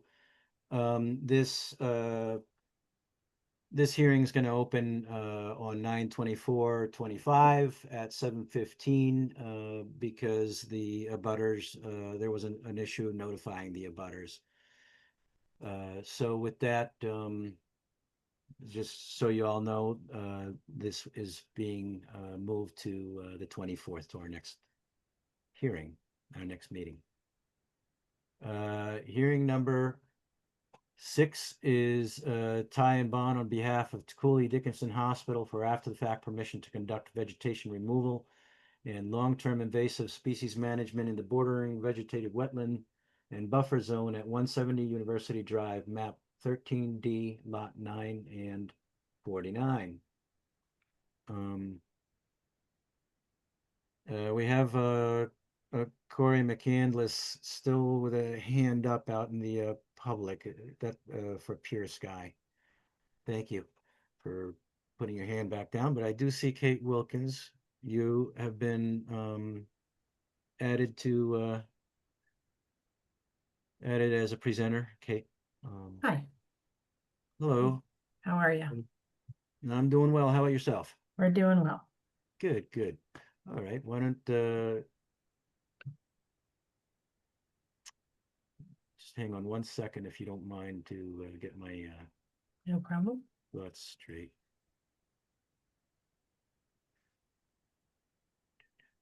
All right. And you're going to present tonight? Yes. I'm not sure if John Atwater is in the meeting room or not. I know he had an anniversary to dinner ticket due tonight. So he might not be joining us. He's from John, CDH. if you're on, I'm sorry, excuse me. If you're in, among the public, John, go ahead and raise your hand.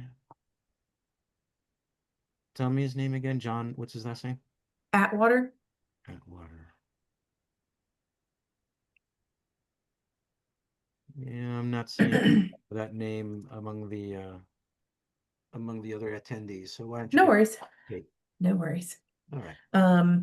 Okay, so sorry this project has been somewhat forthcoming for a few months. There's a couple of intertwined parts and pieces to this notice of intent. But we'll just go into initially, this notice of intent is for the Cooley Dickinson Hospital property at 170 University Drive. And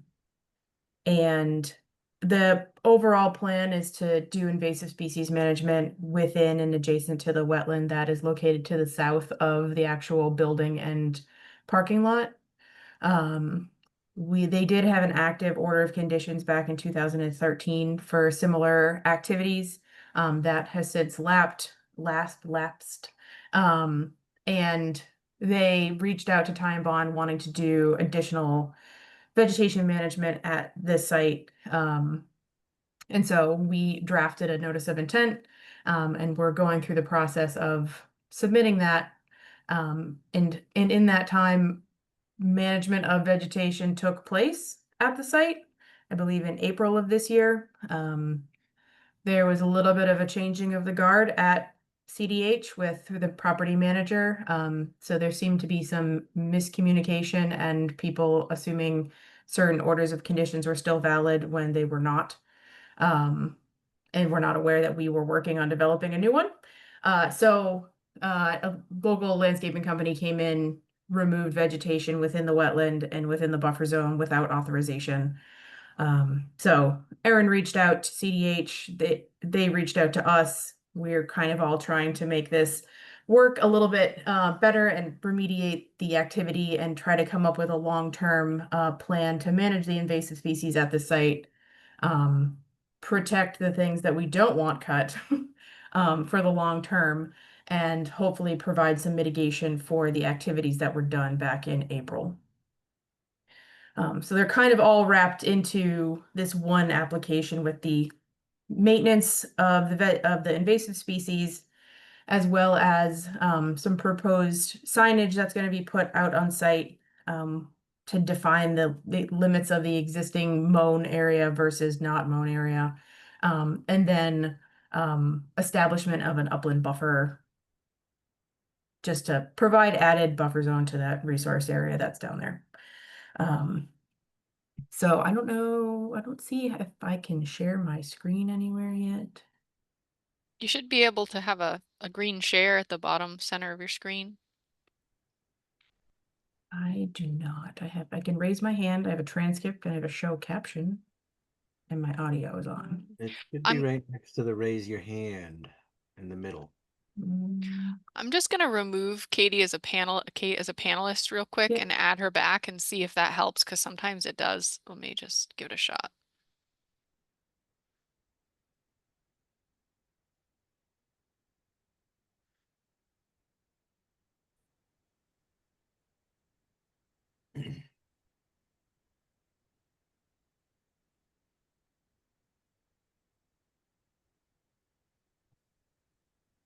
Fantastic. Okay. Did that work? Yes. Oh, good. It's being added as a panelist versus just allowing audio, I think. So that was, okay. That's what popped up on my screen. Perfect. Okay. So I just want to share our overall plan, project, site. I am sharing now. Hope everyone can see. The bigger you can make that, the better. Wonderful. I will try to zoom in a bunch.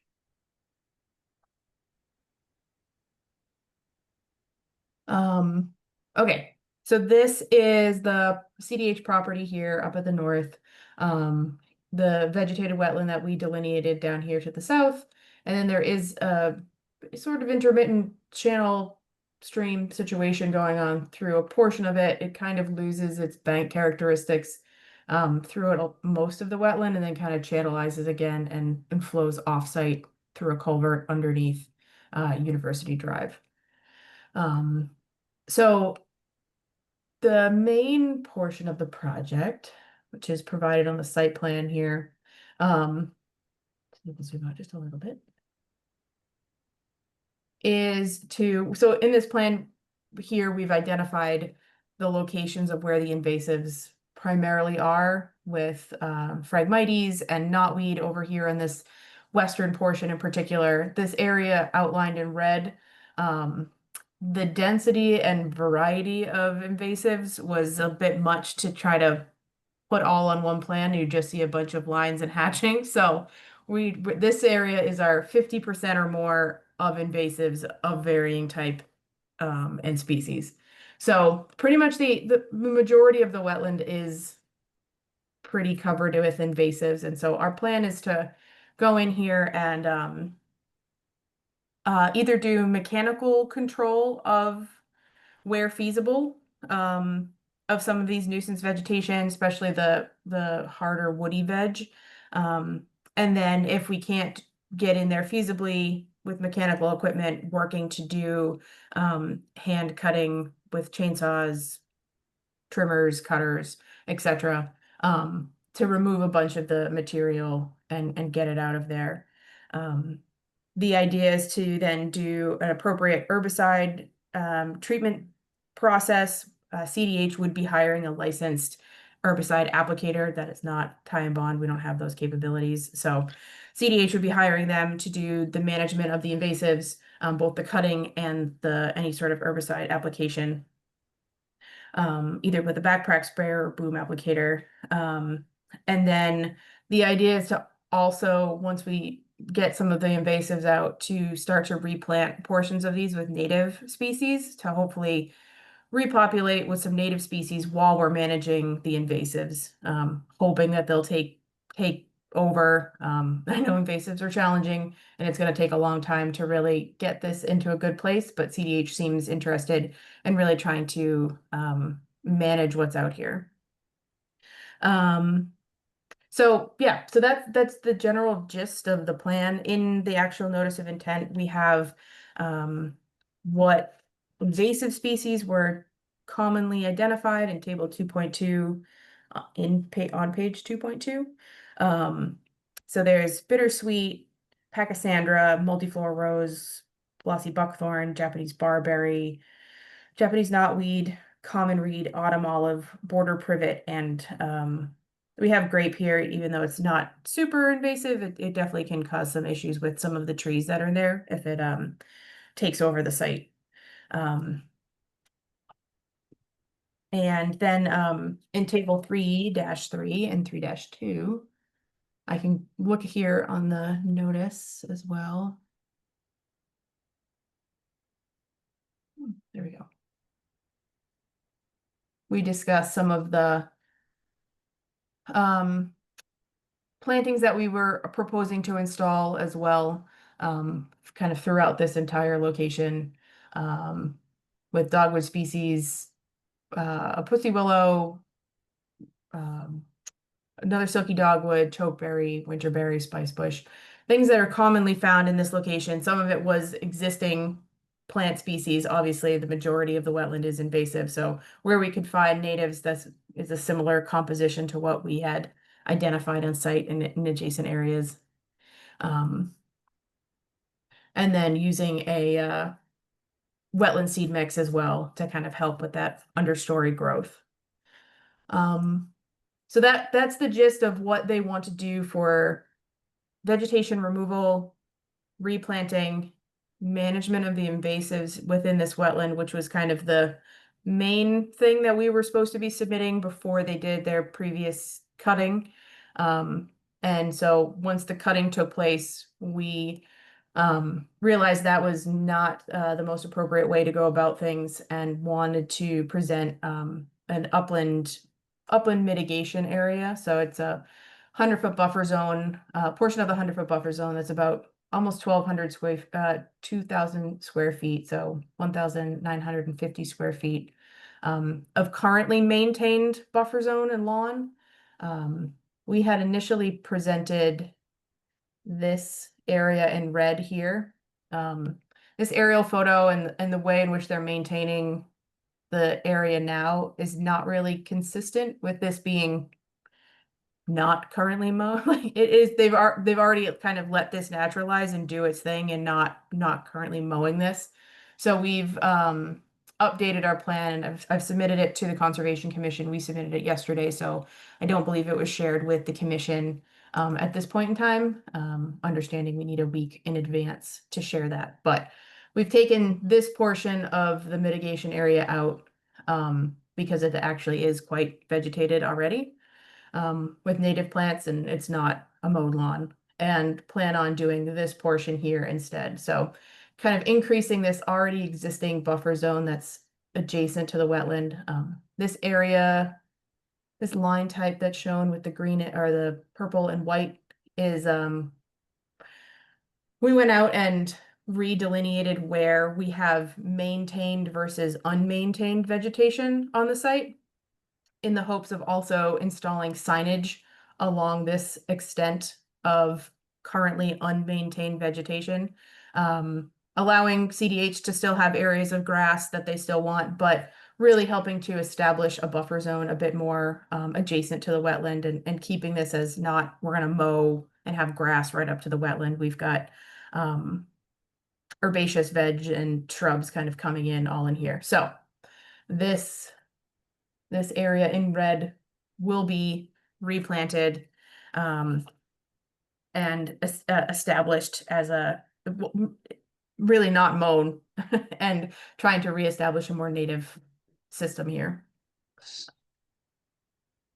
So yeah, so overall mitigation for the clearing that took place would be creation of the buffer zone as well as permanent signage that's going to take place, be installed within 20 to 50 feet of each other along this dashed line that we're hoping will instruct any sort of other changing of the guard at the facility, notifying any landscaper that maybe has been hired to take a second look, and just kind of increased awareness of like, don't cut in here unless you're authorized under the permit that CDH has issued, hopefully issued.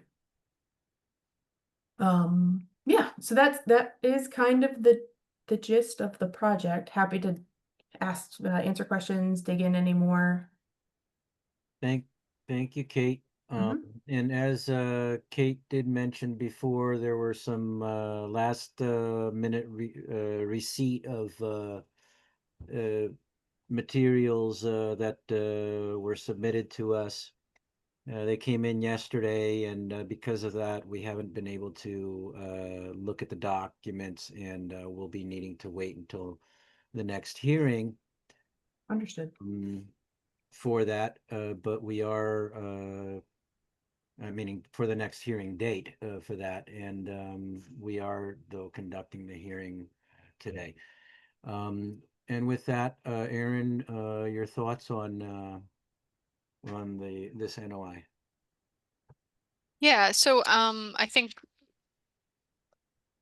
the addition of the limit of landscaped area was something that I had asked to be added when we were out on the site visit, because my concern being if we don't have that identified on, spatially, and then some signage to remind the landscapers that that it's going to be unclear where that approved boundary is. So I'm happy that that was added.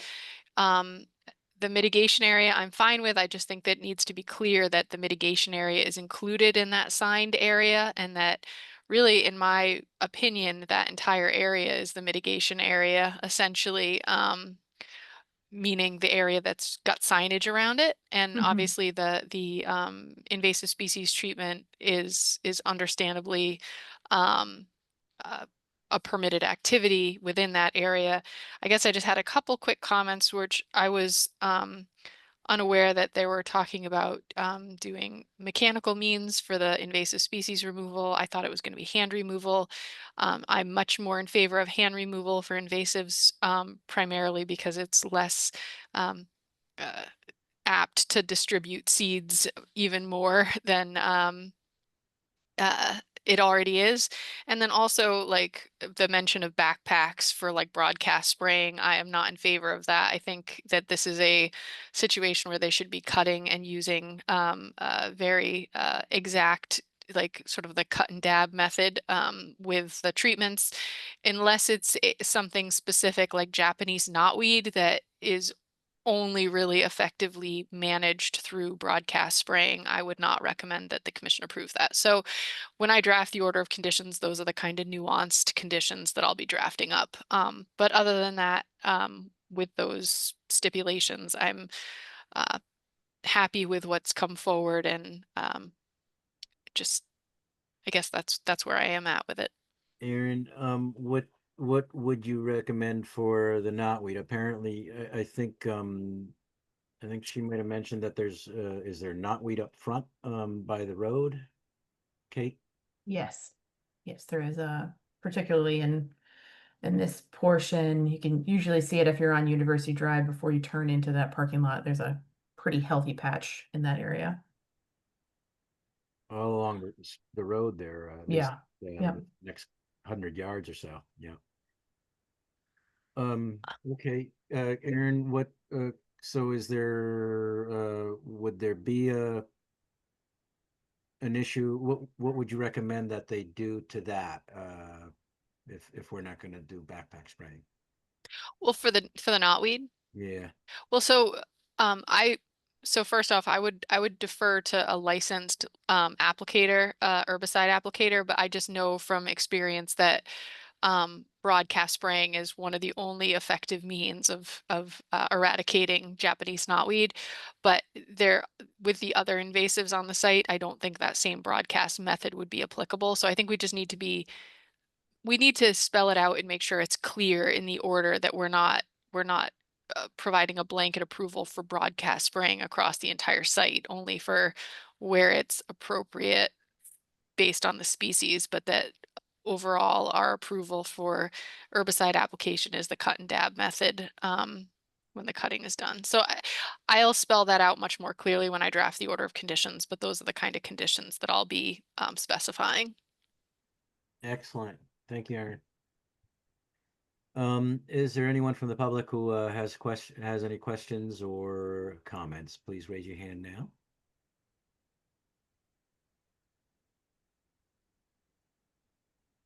No hands. All right, commissioners, do you have any questions? If you haven't seen that site, it's very tight there, right next to the Cooley Dickinson spot, right in between there and the 5 College Realtors building there. Bruce. I don't want to assert expertise I don't have, but I would urge that both the applicant and the staff do everything possible to reduce, if not eliminate, the need to use an herbicide in a place that is right next to a hospital. It makes me sit back a little bit to think about it. I understand that these are very tricky plants. They have figured this out, but I would want our final order to demonstrate that we've done everything possible to reduce and eliminate the use of herbicides as much as we possibly can. Thank you. Good philosophy. Thanks, Bruce. A pediatrician's office, no less. Well, my kid's pediatrician. Mine too. Yeah. Right. Agreed. Sorry. Yeah, I just had a procedural question again. Stinson's comment said what happened to another notice of intent. So did they get a certificate of, do we know if they've gotten a certificate of compliance with their former permit when they I know it expired, but My, Not to my knowledge. yeah, my assumption would be no from the previous one, and it just I- expired, but they didn't actually close it out formally. so how does that how do we handle that as a commission? Does that affect our review of this one? No. Okay. I would say that they should submit, and probably if they could submit by the next meeting, so we could handle the certificate of compliance and the issuance of the order simultaneously. That way, when they go to record, they can record the certificate of compliance and then record the new order. Okay, cool. But thank you for catching that, because the DEP comments came in really late and I hadn't even had a chance to look at them yet. Great. Any other questions? So the question that we've got now is, do we continue the public hearing until next week, meaning next hearing, or do we close the public hearing now?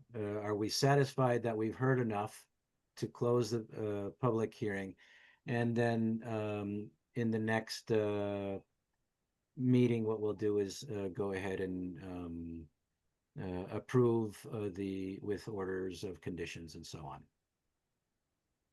Alex has a hand up, but that's what we're left with now. I'm good for closing it if we're satisfied. If not, if we still have remaining questions, then we can leave it open, but it doesn't matter to me that much either way. Alex, please. I move we close the public hearing. Okay. I will second that motion. Jason, Alex with a motion, Jason with a second. Jason. Aye. Rachel. Aye. Bruce. Aye. Alex. Aye. And I'm an aye. So the hearing is going to be closed. Thanks, Kate. We'll see you next meeting and we'll finalize next meeting. Would that be the September 4th meeting? Yeah. There was a couple of dates that were 20 brought up in the last calls. 24th. 24th, sorry. Thank you. You got it. All right. Well, thanks very much. Alex, do you still have your hand up? Do you have another question? No. All right. Now, that's the end of our hearings. Thank you all for sticking around. Those of you who've been waiting. So now we're into other business.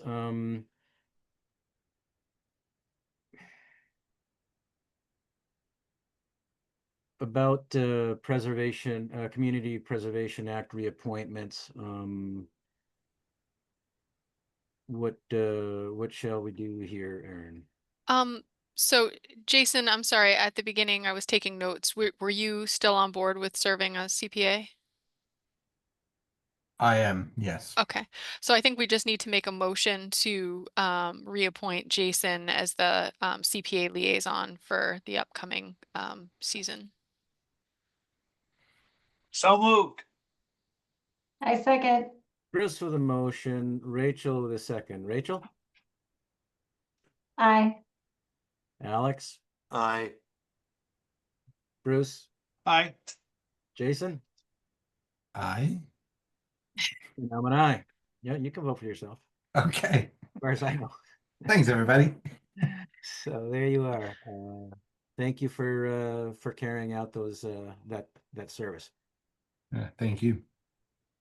So we have a request for a certificate of compliance for 20 Greenleaves Drive, DEP number 089-0723. And we're still waiting for a site visit on that, so we're going to table it. And then I think it's time now we can talk about Gull Pond. and then we have couple informal discussions as well. Or shall we,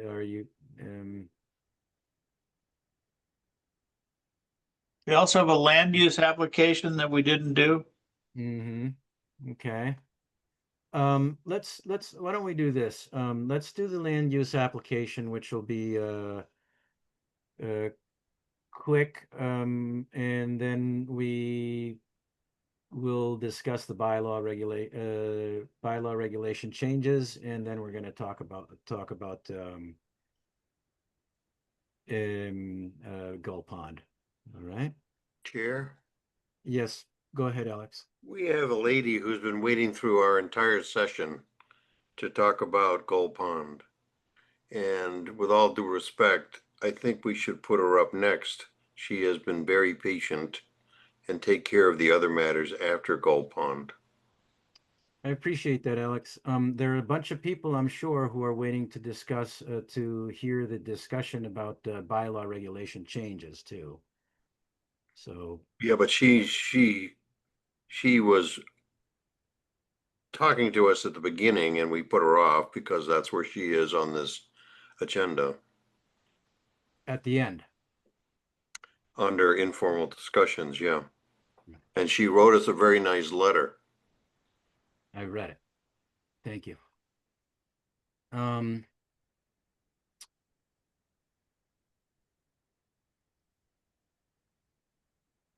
Yeah,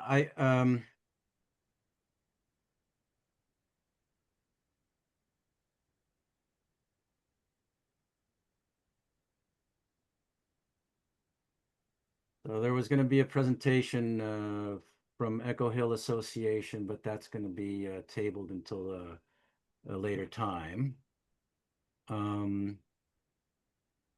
Yeah, fine. We can leave the discussion of the bylaw regulation changes until later. And yeah, sure. Let's talk about the emergency certification for Gull Pond. Who's going to present that?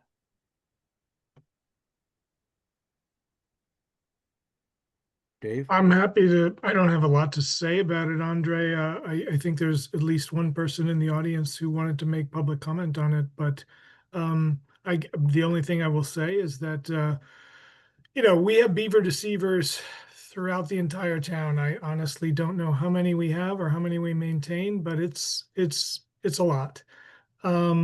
In this particular situation, as I mentioned earlier, we've had a beaver deceiver there in Gull Pond for as long as I've been with the town, which is 20 plus years. The pond level was rising a few weeks ago. We got some concerned inquiries from neighbors. I asked Beaver Solutions to visit the site, and they determined that the exclusion box, which is at the end of the deceiver, had been plugged up by beavers. I asked them to, which is not a functioning beaver deceiver. And as we approach fall, I asked them to clean out that box. They cleaned out that box. And as a result, the pond did come down to what I would call its relatively historic levels. I think there is certainly discussion to be had about what is the right level or what is the best level for Gull Pond. But that's kind of where we are. The pond has come down. I've reached out to some of the concerned neighbors, and we're hoping to have kind of a walkabout in early October and talk about kind of long-term pond management. So that's kind of the quick summary.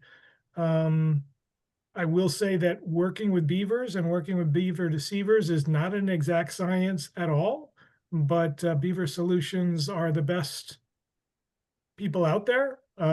We have both maintenance contracts with them for certain beaver deceivers in town, and they have been working with us probably longer than I've worked for the town. So they go back a ways, and they are the local experts on maintaining these structures.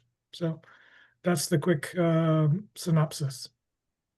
All right, and you're requesting an emergency certification. Yeah, this is really, the work has been done. This is an after the fact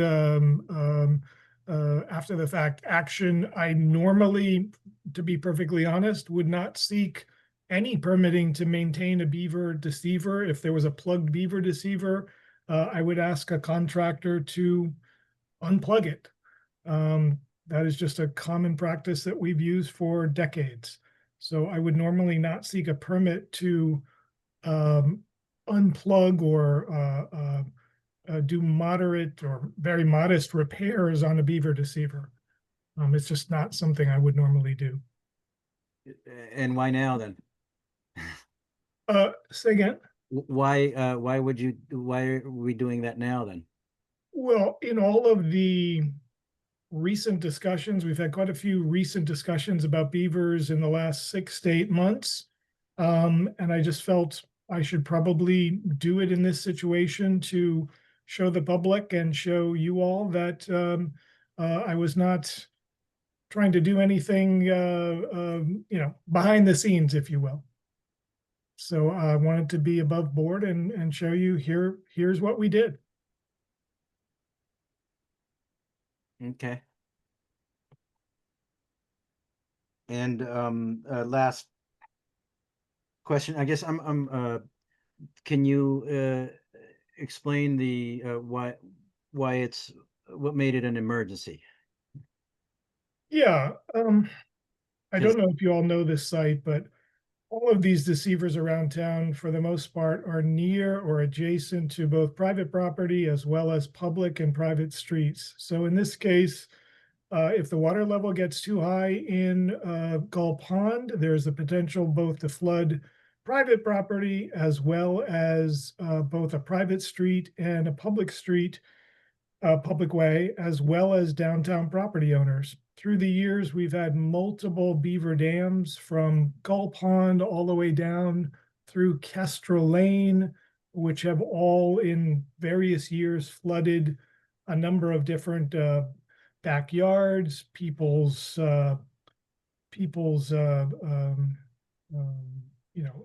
mostly backyards and properties. So it's been a perennial problem. There's no exact science to it. We try to, let the beavers do their thing as much as we possibly can, but there are times where the feeling is we just need to, and DPW works in the same way. We try to allow the beavers to do their things, but there are times where you simply need to keep the water level at a level that it's been at for years, and then let the beavers do their thing. And as I said, there's no exact science. There's no funding for any of this. There's no special budgetary line for any of this work. So we do the best we can.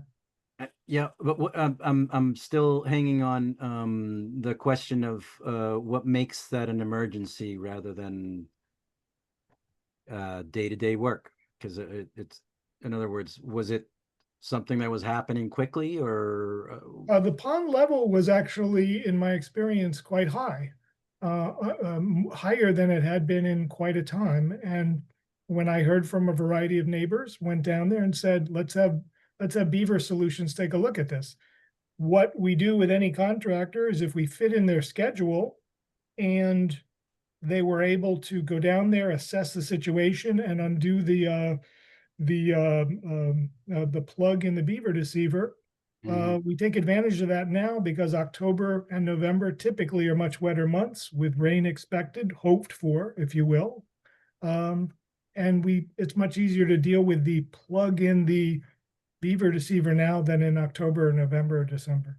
Okay. And you said you heard from a variety of neighbors. How many? I'm guessing 2 to 3 neighbors, but I'd have to look back. All right. Thank you. Alex. Yeah, I got a question for Dave and another request. Dave, is there a beaver dam involved other than the deceiver? There is a dam that the deceiver goes through that then goes under, and at this late hour, I'm blanking on the name of the street there. But the deceiver is right upstream of the private road. Crossbrook. Crossbrook, thank you. And I'm not sure exactly where the private section or the public section begins or ends. I didn't look at that before tonight's meeting. Was that dam breached? As far as I know, I don't think so, but I don't know that specifically. That was not part of the work. The Thanks, work was to unplug the cage. Thanks, Dave. Chair, the lady who wrote to us and spoke to us earlier, if she's around, I would like to honor the fact that she did write us a very nice letter and see if she wants some airtime, just to be respectful of her. Okay. Yeah, I that think sounds Sarah good. Matthews is We on still this have call. another question here. Okay. Bruce? I'll be quick. Dave, is it correct that the Gold Pond is a town conservation area? It looked like it. There's a sign there. It is, yeah. Okay, so it just struck me that an opportunity is here to, I don't know whether we have individual conservation area management plans for other conservation areas, but this seems like an example of one where a more considered management plan is the right thing to do going forward. That's exactly what I've talked about with Sarah Matthews and other Okay, great. residents via email. Again, this is, a management plan, and the time and effort to do such a plan and all of this is just, it's a resource issue. And so we could do these for Plumbrook Pond, Puffer's Pond, Cider Mill Pond. I mean, the list goes on. We have a lot of ponds. We have a handful of ponds, and so we're going to Okay. do the best we can to see if we could tap maybe some university resources to talk about, fisheries and aquatic biology and whatnot. So it's it could be an interesting project to collaborate with. Well, I kind of agree too, and I frankly, it just doesn't. We get a lot of emergency certifications, and I think I'd like to see fewer of them because I think this is something that could have probably been done without the emergency certification. So yeah, whatever plan you can come up with, I would certainly be happy with that. Thanks, Dave. Well, now Sarah Matthews, I've brought you into the meeting, and we are anxiously waiting to hear from you, and we really appreciate you waiting so long. Oh, thanks. Yeah, thank you very much. So I think you all got my letter. I'm a resident of Amherst. I've lived on Crossbrook, a couple of houses from the pond for the last 15 years. And I was very upset about what happened to the pond recently.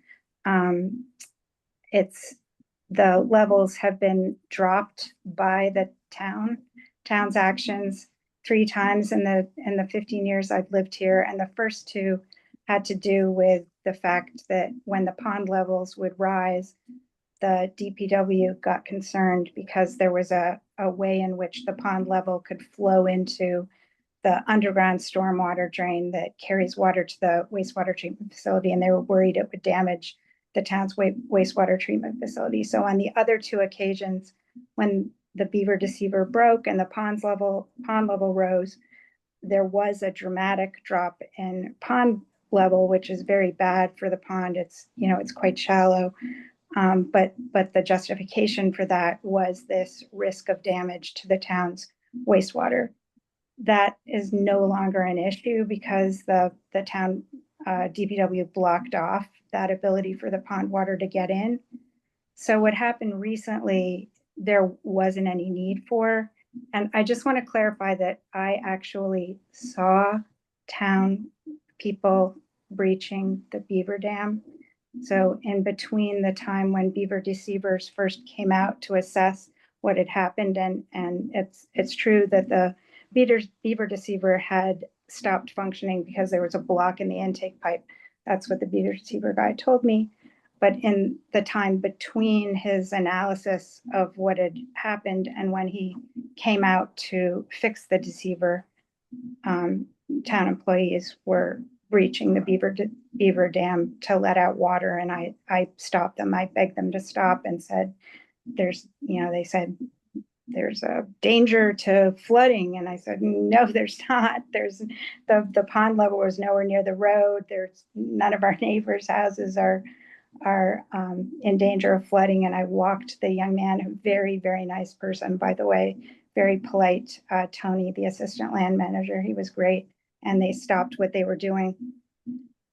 Anyway, ultimately, that's not why I'm here. And it's not why I wrote. I wrote because I love the pond very much, as do many, many residents. Lots of people walk through here, not just from our neighborhood, but also from surrounding neighborhoods. People fish at this pond. It's incredibly well utilized by a wide variety of wildlife. And so I don't like to see what happened. The water level is down by over a foot. It looks terrible. They're, herons standing on land where there was water a couple of weeks ago. Having a plan in place, the idea of monitoring it and putting a plan in place, I think would be beneficial because it would mitigate against ad hoc decisions, misinformation. So I think that's actually what happened. I think there was some misinformation. I think some of the town people didn't realize that there wasn't a threat to DPW infrastructure anymore. I think that there's misunderstanding actually possibly of my neighbor about, because our footing drains actually are tied directly into an underground pipe. So there's not a chance of flooding in that way. So basically putting a plan in place and monitoring it, I think would help everybody and would help preserve this pond. And I just would urge people to think or be supportive of a way to get the pond levels back up some, because they really are significantly lowered now. And we may have a fish die off this winter if we have a hard winter. We're in a drought and the pond levels are really significantly dropped. So anyway, thank you very much. And I appreciate again Dave's offer to work on this collectively. I think it's a great idea and I very much appreciate it. Thank you, Sarah. And I think in part due to your efforts, you're gonna have a chance to work on that plan with Dave, I would imagine, and that's a solution where everybody collaborates and comes up with something that everybody can be happy about. I hope that works. Alex? Yeah, just again, thank you, Sarah, for bringing this to our attention. We get a lot of letters or notices from the public, and sometimes we're not all that good at acknowledging them or answering them. So this provides us an opportunity to say thank you. And I would like to say that perhaps, I know Dave commented we have lots of ponds. Maybe this is a case study. And if a plan is called for here, as we think about a plan, maybe there's a way to craft a plan that works for many ponds. And many of them may have beaver receivers and beavers. So maybe there's a way to write a plan that addresses not just Gull Pond, but others. Second, there's no action in front of us, but as a case study, I would be interested in a site visit if it occurs before October 9. And again, there's no jurisdictional action, but it might be informative for the commission if there was a site visit. Thank you. Thank you, Alex. I think the action that we do have here is ratifying an emergency certification. Yeah, right. But beyond that. I didn't mean to overlook that. I meant. Yeah, okay. Otherwise from that. Okay, thank you, Alex. Erin? I was just gonna say, when we were talking about on the land use subcommittee, establishing a policy for how to handle beaver related issues. This is case in point, the what the policy that we're drafting is aimed to establish, I guess, a policy of how these things are handled. So just circling back to that, because I know, we've talked about that, but that's just an aside, I guess.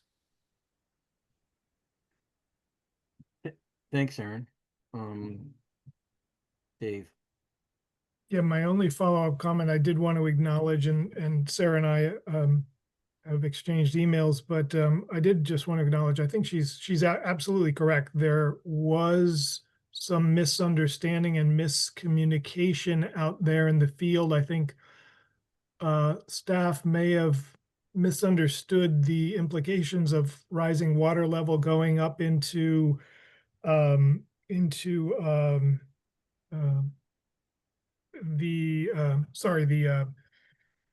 gutter outflows from various houses in that area. And also up until moments ago, I was unaware that staff did do anything to the dam at near the Beaver Deceiver. So that was news to me. And I think they shouldn't have been doing that. That was not what was authorized, and that's not what we paid for. We paid for Beaver Solutions to come in and fix the cage structure, which I understand is only accessible to smaller beavers, to younger beavers. They can get in those cages. The adult beavers can't get in there and plug it up. So their theory was that young in the pond clogged that up, which I don't think there's much you can do about it. But I will talk to staff. So they were not authorized to breach that dam where the Deceiver goes through under Crosspath.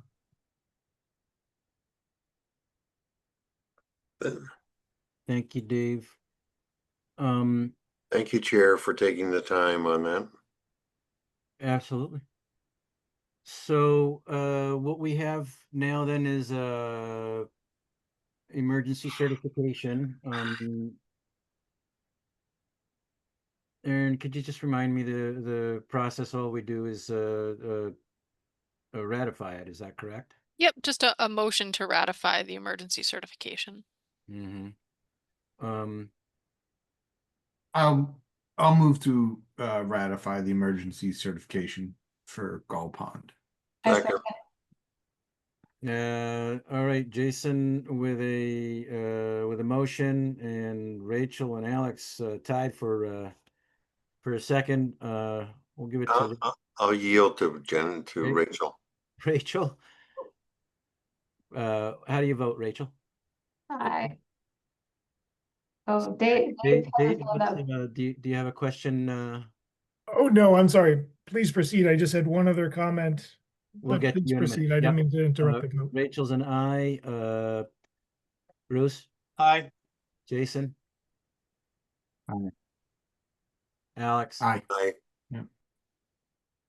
And I'm an aye. So I it's said- ratified. Sarah, thank you so much for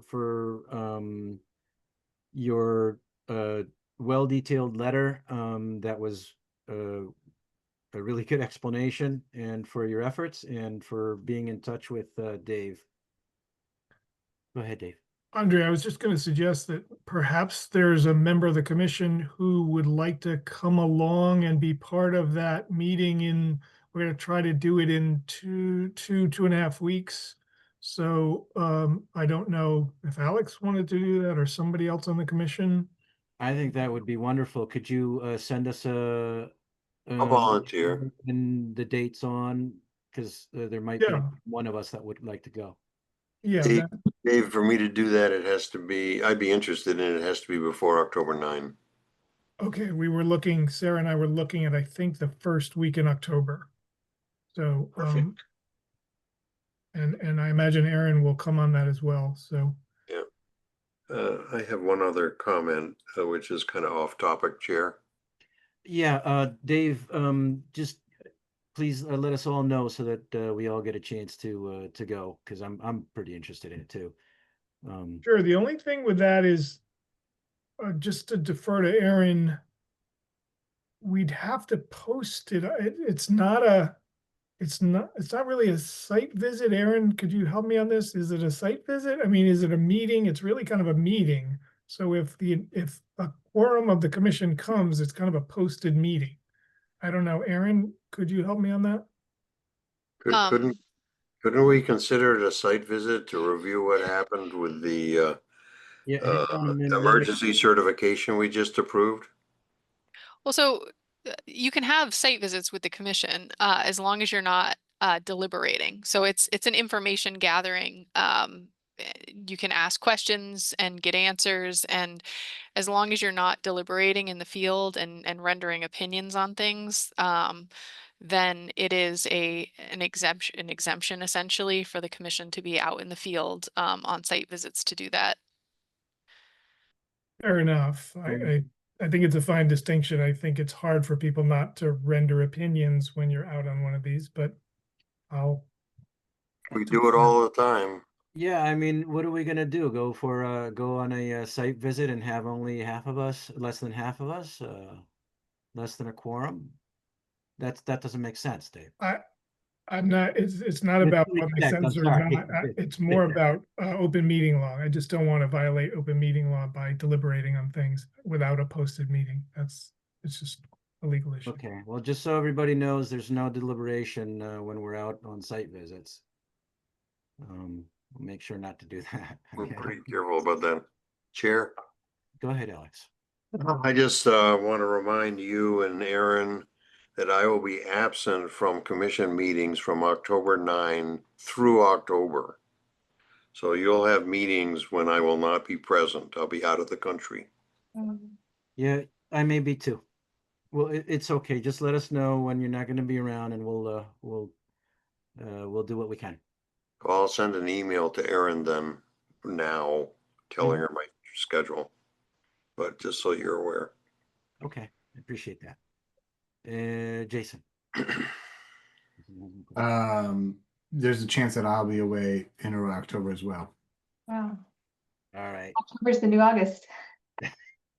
So Well, we'll have Rachel- to let's do that offline then. Okay. It sounds like a lot of us are going to be moving around a little bit. Well, all right. So that with that, I think I'd like to move back to discussion for the requested bylaw regulation changes. Good. We still have the land use thing. Yep. Okay. Is somebody here for the land use application? Hovers Pond Chili Plunge. Is there anybody? Yeah. Nobody was going to be here for that tonight, so just. Yeah. All right. Well, I'd like to discuss the requested bylaw changes and then get the other covered after that. So we had a call, just to give a quick background. We last meeting, we had a hearing for hearing by Archipelago for a project on Bay Road and Route 116 or West Street by Atkins Farm. And instead of speaking about the project, what they brought forth was a proposal for us to change or modify the regulations that were enacted from the town's wetland bylaws to permit or to essentially have certain zoning designations exempt from the town bylaw regulations. If I'm incorrect in my interpretation, I'd appreciate a They wanted an exemption from business district. Okay. Yep, and that's yeah. So the zoning, I think he meant more than just business district. I thought he was asking for several zones when he said that. He gave several zoning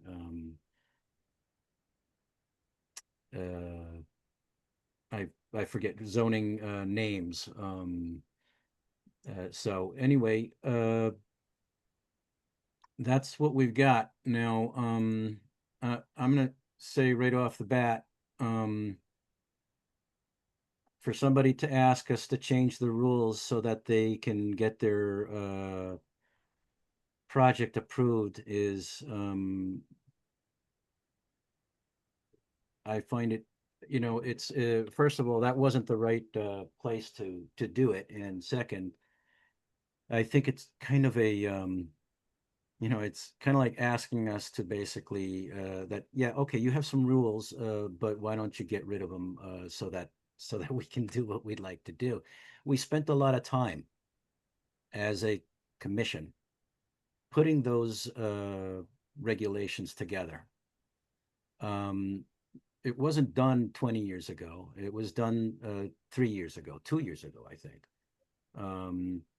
So for to revisit that for a project sounds like something that's I'll just say I'm not comfortable at all with it. And I don't want to do that, but I'm gonna leave it.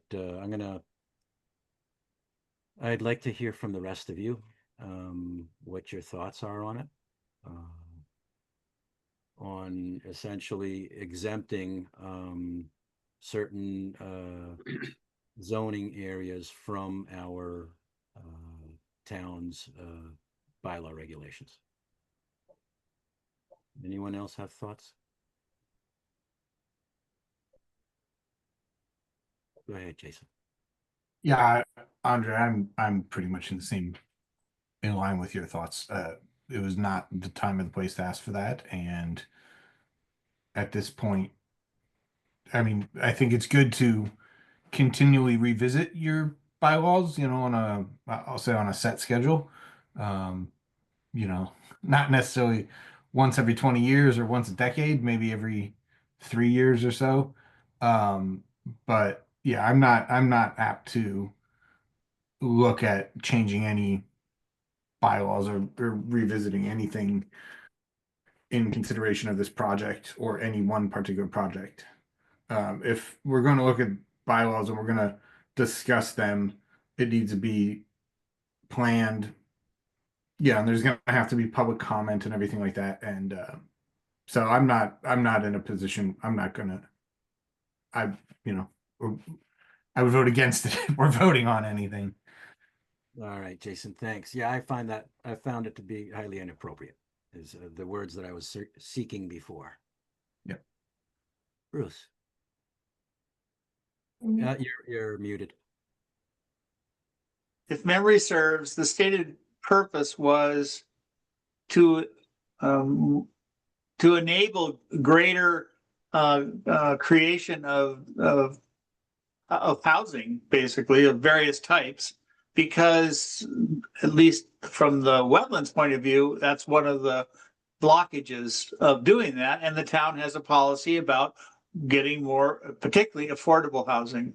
So, but if that were going to be done, if various changes were going to be made to enable that, then it should be more holistically considered. It isn't just the wetlands that may be blocking that. It could be lots of things. And we can't just think one thing will solve that bigger problem. And it would take a number of years of discussions, thinking about the master plan and even thinking about the town's policy about housing. Maybe it's too aggressive or something. So I agree with some of the other things people said, but it is a bigger planning problem that the town faces that we're not necessarily in a position to do very much about unless we're doing it in concert with others. Make a great point there. Thank you. Rachel? Yeah. Thanks, Bruce. Thanks for keeping the big picture in mind. One thing that stuck out in the conversation of the last meeting was that that was something that was considered of reducing the buffer zones or allowing some concession to these areas. But one thing that was considered was it wasn't really appropriate given the specific site conditions of those areas.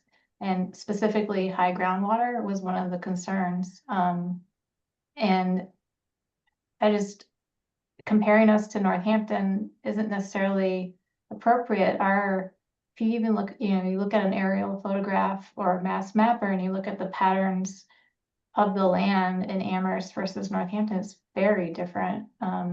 It seems like we're constructed from these long east-west narrow lots stacking up north to south with with the railroad and with our roads kind of connecting them.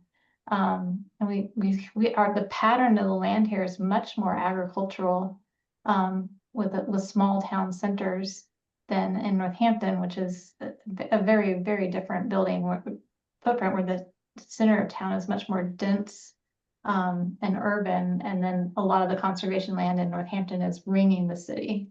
And that's one of the nice things about Amherst is that wherever you go, you're within like 5 minutes of conservation land. It's kind of amazing. So I agree with Bruce. It is a bigger challenge for our area, but I don't know that making a concession in just the wetlands buffer for the town bylaws would really have any difference for the state, would negate the state restrictions and further. I think a lot of those areas adjacent to wetlands have high groundwater and therefore limiting to construction. So a development in the parcel near Hampshire College is going to be constrained also by groundwater and meeting the stormwater standards. That site has a functioning curtain drain and it's actively dewatering all the time. So that's an area that has high groundwater and may not be as appropriate to be fully built out into the buffer zones. Thanks. Good points. I didn't realize that it had a drain working the whole time. It does seem like apples to oranges when we're looking at Northampton. I'm not sure why he brought up Northampton, but we could probably look at a bunch of other cases where other towns have been more restrictive, and are we going to follow them because somebody brings us that town's regulations? Bruce. 2 quick points. In the discussion during the meeting, Aaron pointed out that when the regulations were developed, they did look at Northampton as an example and identified the differences that Rachel has just made. Second, I also want to harken back to Dave's comment a couple of times in this meeting about a couple of different things. The town departments are just struggling with the work they already have. To imagine that some kind of a necessary holistic analysis and process would be undertaken just adds huge amounts of work to their plate that may be unviable, untenable. Good point. Thanks, Bruce. Jason? I agree with pretty much everything that's been said, although to Bruce's point, I think that holistic approach, to be honest with you, I think is necessary. We continually see there's going to be increasing pressure to develop areas closer and adjacent to wetlands.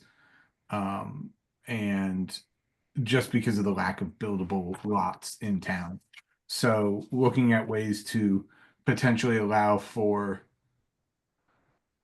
zoning changes or the ability for folks to build or build more dense in certain areas that are not adjacent to wetland or conservation areas is very important. And I think it is a tree that will bear very good fruit in the future.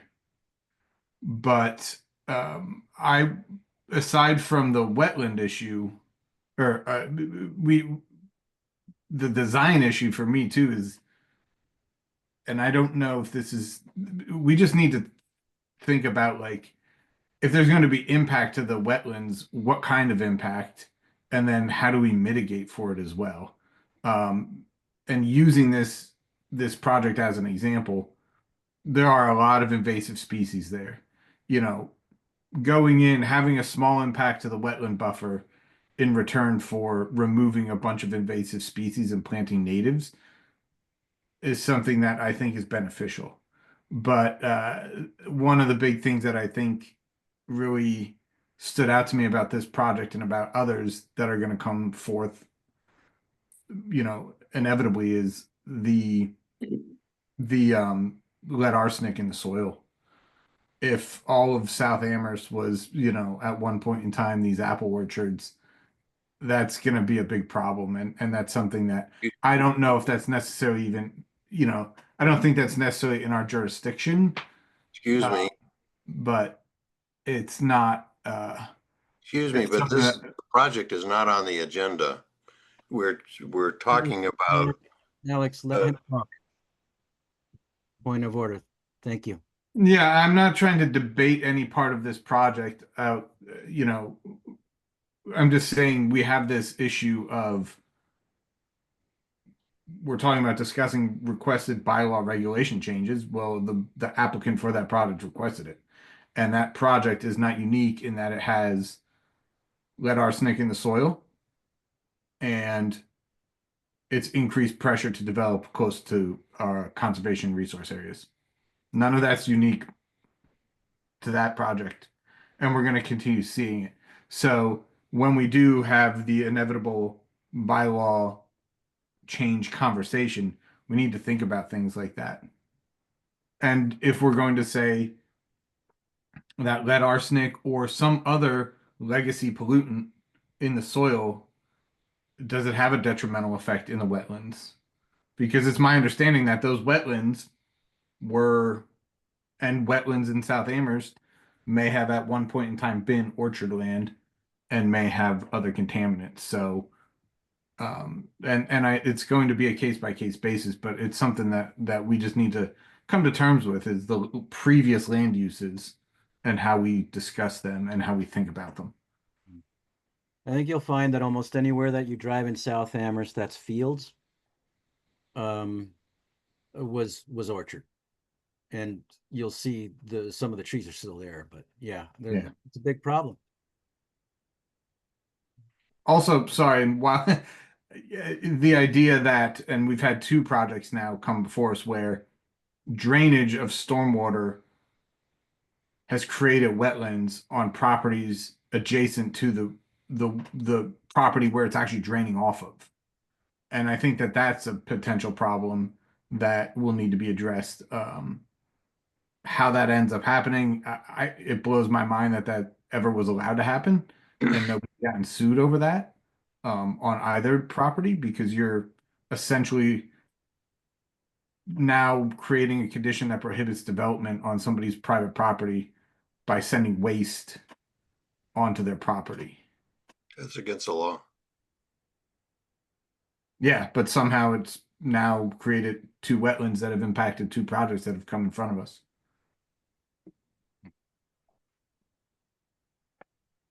True.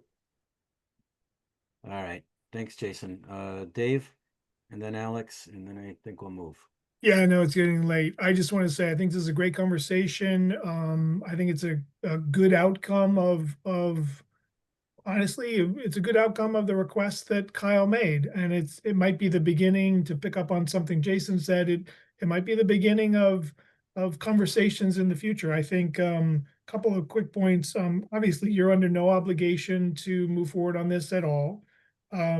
Two, I have been at many hundreds of meetings for the town, and developers do make requests like this, sometimes maybe not at the best of times. And, that's up to debate, but they will ask, boy, I wish I could get a 6th floor, but the current zoning doesn't allow that.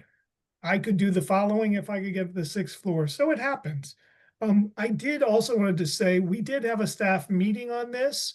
I made no promises at the previous meeting that there would be any outcomes from that meeting, but Aaron, myself, we met with the planning staff, we met with the zoning staff, and we had a conversation that kind of in many ways paralleled the conversation you're having tonight. Is, what are the development constraints? How do we encourage more affordable housing? How do we encourage housing for seniors, for workforce housing? How can we think about the synergy between zoning and wetlands protection? So all the things you all have touched on, we touched on in an hour-long meeting. There were no great revelations or outcomes from that, but I think we all kind of committed to say, as we look at zoning in the future, we need to look at wetlands. We need to look, as Jason indicated, at available infill parcels that maybe could be redeveloped. When you think about places like College Street, Main Street, Lower College, Lower Main, parts of North Amherst, and the list goes on. So that's really, I committed to doing that. There were no outcomes that I really think need to be brought to you tonight. It was just a good discussion like this one tonight. And again, the last point I would make is we are bringing on a new planning and economic development director in the next, hopefully 45 days. And this is a discussion that I want to bring to that person to say, this, again, to one of Jason's points, we need to kind of look at this. How do we grow in places we want to grow, protect areas that we want to, obviously wetlands and rivers and streams. But we do need housing and we do need economic development. How do we balance those? So anyway, just wanted to report, we did have the conversation for those people in the audience, and there's really nothing we would bring forward, but it does parallel what you talked about, many of the points you brought up tonight. So thank you. Thanks. I was wondering about the I guess about the legal implications, or what the recommendation, if you would, of the town's attorney what would they think about? I mean, it just doesn't seem appropriate for us to be relating a change in wetlands regulation or bylaw regulation to a project. Yeah, I mean, I'm not a lawyer. I don't want to opine on that too long, but I'm asking what the, I'm sorry to interrupt you. I'm asking what the town attorney's opinion is, not yours. I'm sorry. I did not seek that. I'm afraid whether I missed that in my notes, I did not seek that, because to do this would mean getting staff support to move something like this along, and then getting your support. And I did not think, in all likelihood, that there was commission support to even do that. So there to is. say, yeah, so I may have missed that town attorney piece, but I think you're right. I think the sense of the commission is right, that this is not the appropriate time to move this forward, because there is an active application before you. And so. Okay, Dave, thanks. I appreciate it. Okay, Alex. Yeah, at first I want to go back to affordable housing. That's come up. Dave just mentioned it. Bruce mentioned it, and I'd like to put it to bed. The state puts out a quota for how much affordable housing each town is responsible for. Amherst has met its quota plus 3%. So we do not need more affordable housing according to the quota that the state tells us we need to provide. And that's all. There's a whole formula for figuring out that number. So to justify moving forward so that we can provide affordable housing according to what the state says we got to do, that's a non-starter. Second, we have a problem with Archipelago, because at the end of the last meeting, they were essentially promised by you, Chair, that we would continue the discussion about regulatory changes on the 24th of September. And so if we're not going to do that, we need to get the message to Archipelago that we're not going to. Can I, No. let me stop you and correct No, you. I want to continue. All right, you're incorrect, though. No, I'm not.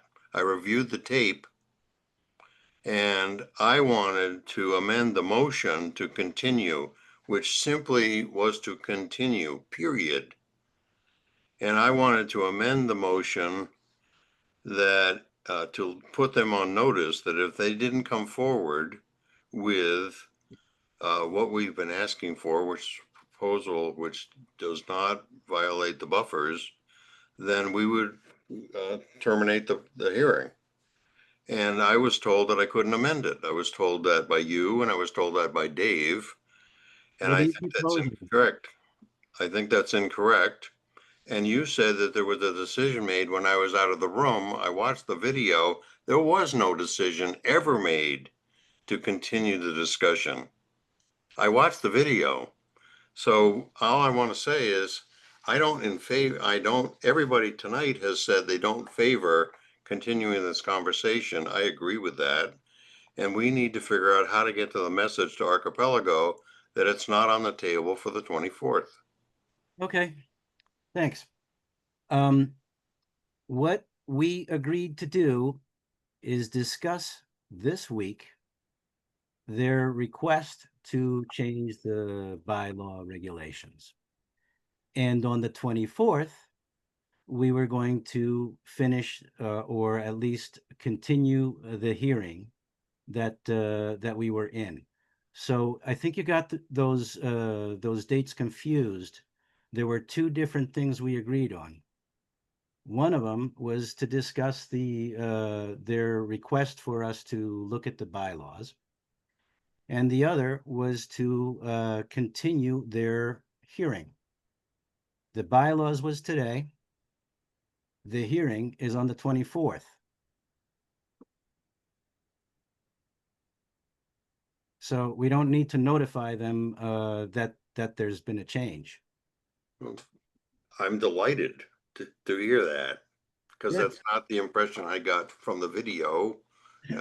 But we have an NOI in front of us, and that's what all the continuations have been about. That's going to be on the 24th when we're going to discuss that NOI. So, but the last meeting where Archipelago was in front of us, I specifically wanted to make it clear on that personally I wasn't in favor of continuing the conversation. So if they're not bringing a product forward, and that was not made clear. So Yeah, the recommendation was to close the hearing, but we had already agreed, which is what I was telling you, we had already agreed to move it to the 24th, Alex.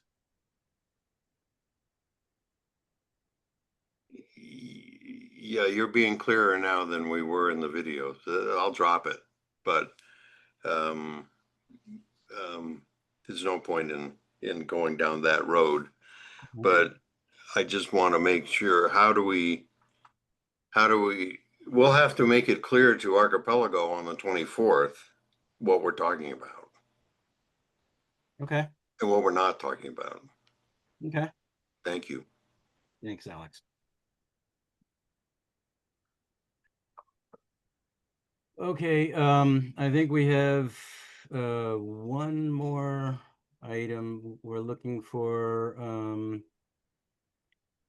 compliance updates. The chili plunge. The chili plunge. Okay, let's talk about the chili plunge. So, Erin. Yeah, so the last year the chili plunge, it's a event fundraiser for domestic violence victims, and they did it at the Puffers Pond, and I did some inquiry to see with staff whether there was any issues with it last year, and seemed like it was really well planned and well executed. So they've come back again to request to do it again this year. And so I guess my recommendation based on feedback I've received is that we approve the event again, following the same conditions as last year. Okay. I thought it was a great activity for a good cause. And I feel like we were concerned about safety, and sounds like that was taken care of. I'm good with it. Go ahead, Bruce. I move that we approve CLU 2517 Pupper's Pond Chili Plunge. I second. Bruce with a motion, Jason with a second. Jason? Aye. Alex? Aye. Rachel? Aye. Bruce? Aye. No, I'm an aye. Chili plunge is approved. And now for compliance updates. Yes, so two quick things on compliance. One is 433 Northeast Street completed their restoration. And I'm going to do a follow-up site visit, and I didn't know if any members of the commission wanted to attend or if I should just do that on my own. Okay, so I'll send out an invite to everyone. I just wanted to make sure that if anybody wanted to attend. The other question is, we recently had a situation where it's a buffer zone only impact, but a member of the community dug a foundation and put the spoils from the digging into a buffer zone. And I was able to stop work, issued a cease and desist to them, and recommended that they file a permit to complete the work, which is to install an ADU, so an auxiliary dwelling unit. I asked them to install erosion controls and cease and desist. They ended up moving the spoil piles and stabilizing the area with seed and straw, and have basically indicated they don't want to have to file a permit. They want to just stay out of the buffer. So I wanted to just check in with the commission to see where you're at with it. Like, in terms of moving forward, would you like a notice of intent? Would you like a request for determination? Or would you like me to work with the applicant at this point, now that the buffer zone area has been stabilized, to keep them out of the buffer with the remaining work? Just trying to get a read so I can guide the applicant and have it be, in keeping with what you would wish for them to do. Mm-hmm.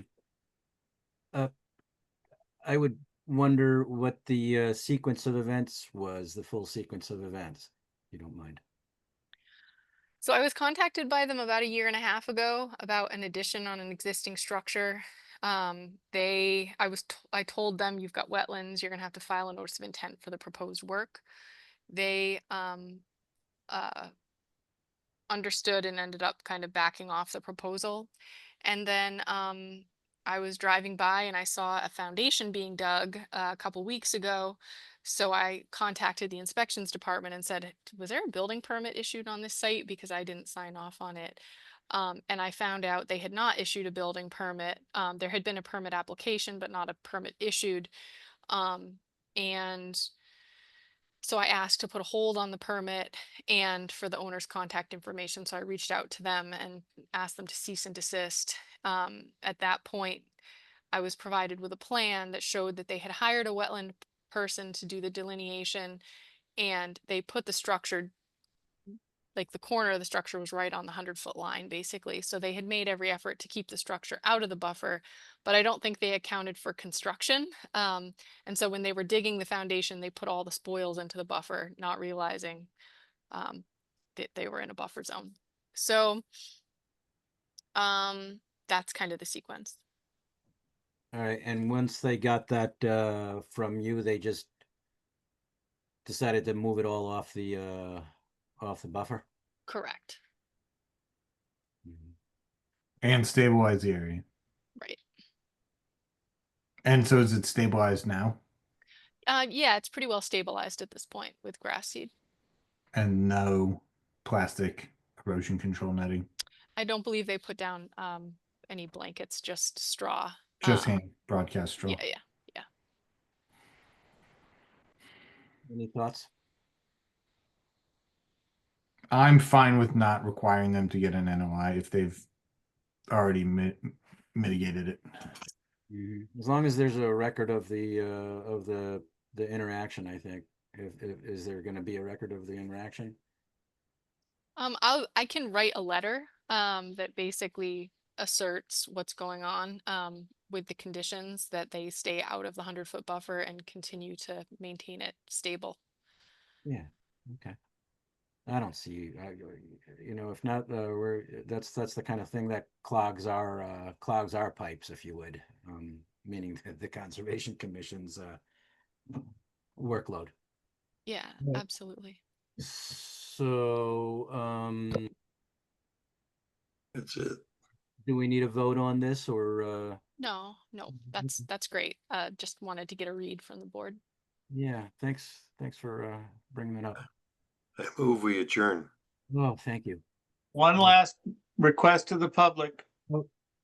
Yeah, if there's anyone, and we'll get to you, Rachel, as well. Anyone in the public have any questions or any concerns? I don't see any folks there doing it. Rachel? There is something on the agenda called land use policy dates. Did we do that already? Yeah, we did not, but I think we can. Okay. We're gonna kick that to the next week. Great. I want to go to Thank sleep. you. Thank you. Thanks, everybody. Good meeting. I second Good work. Alex's motion. All right, Alex with a motion, Bruce with a second. Bruce, Aye. Jason, Aye. Rachel, Bye. Alex, Aye.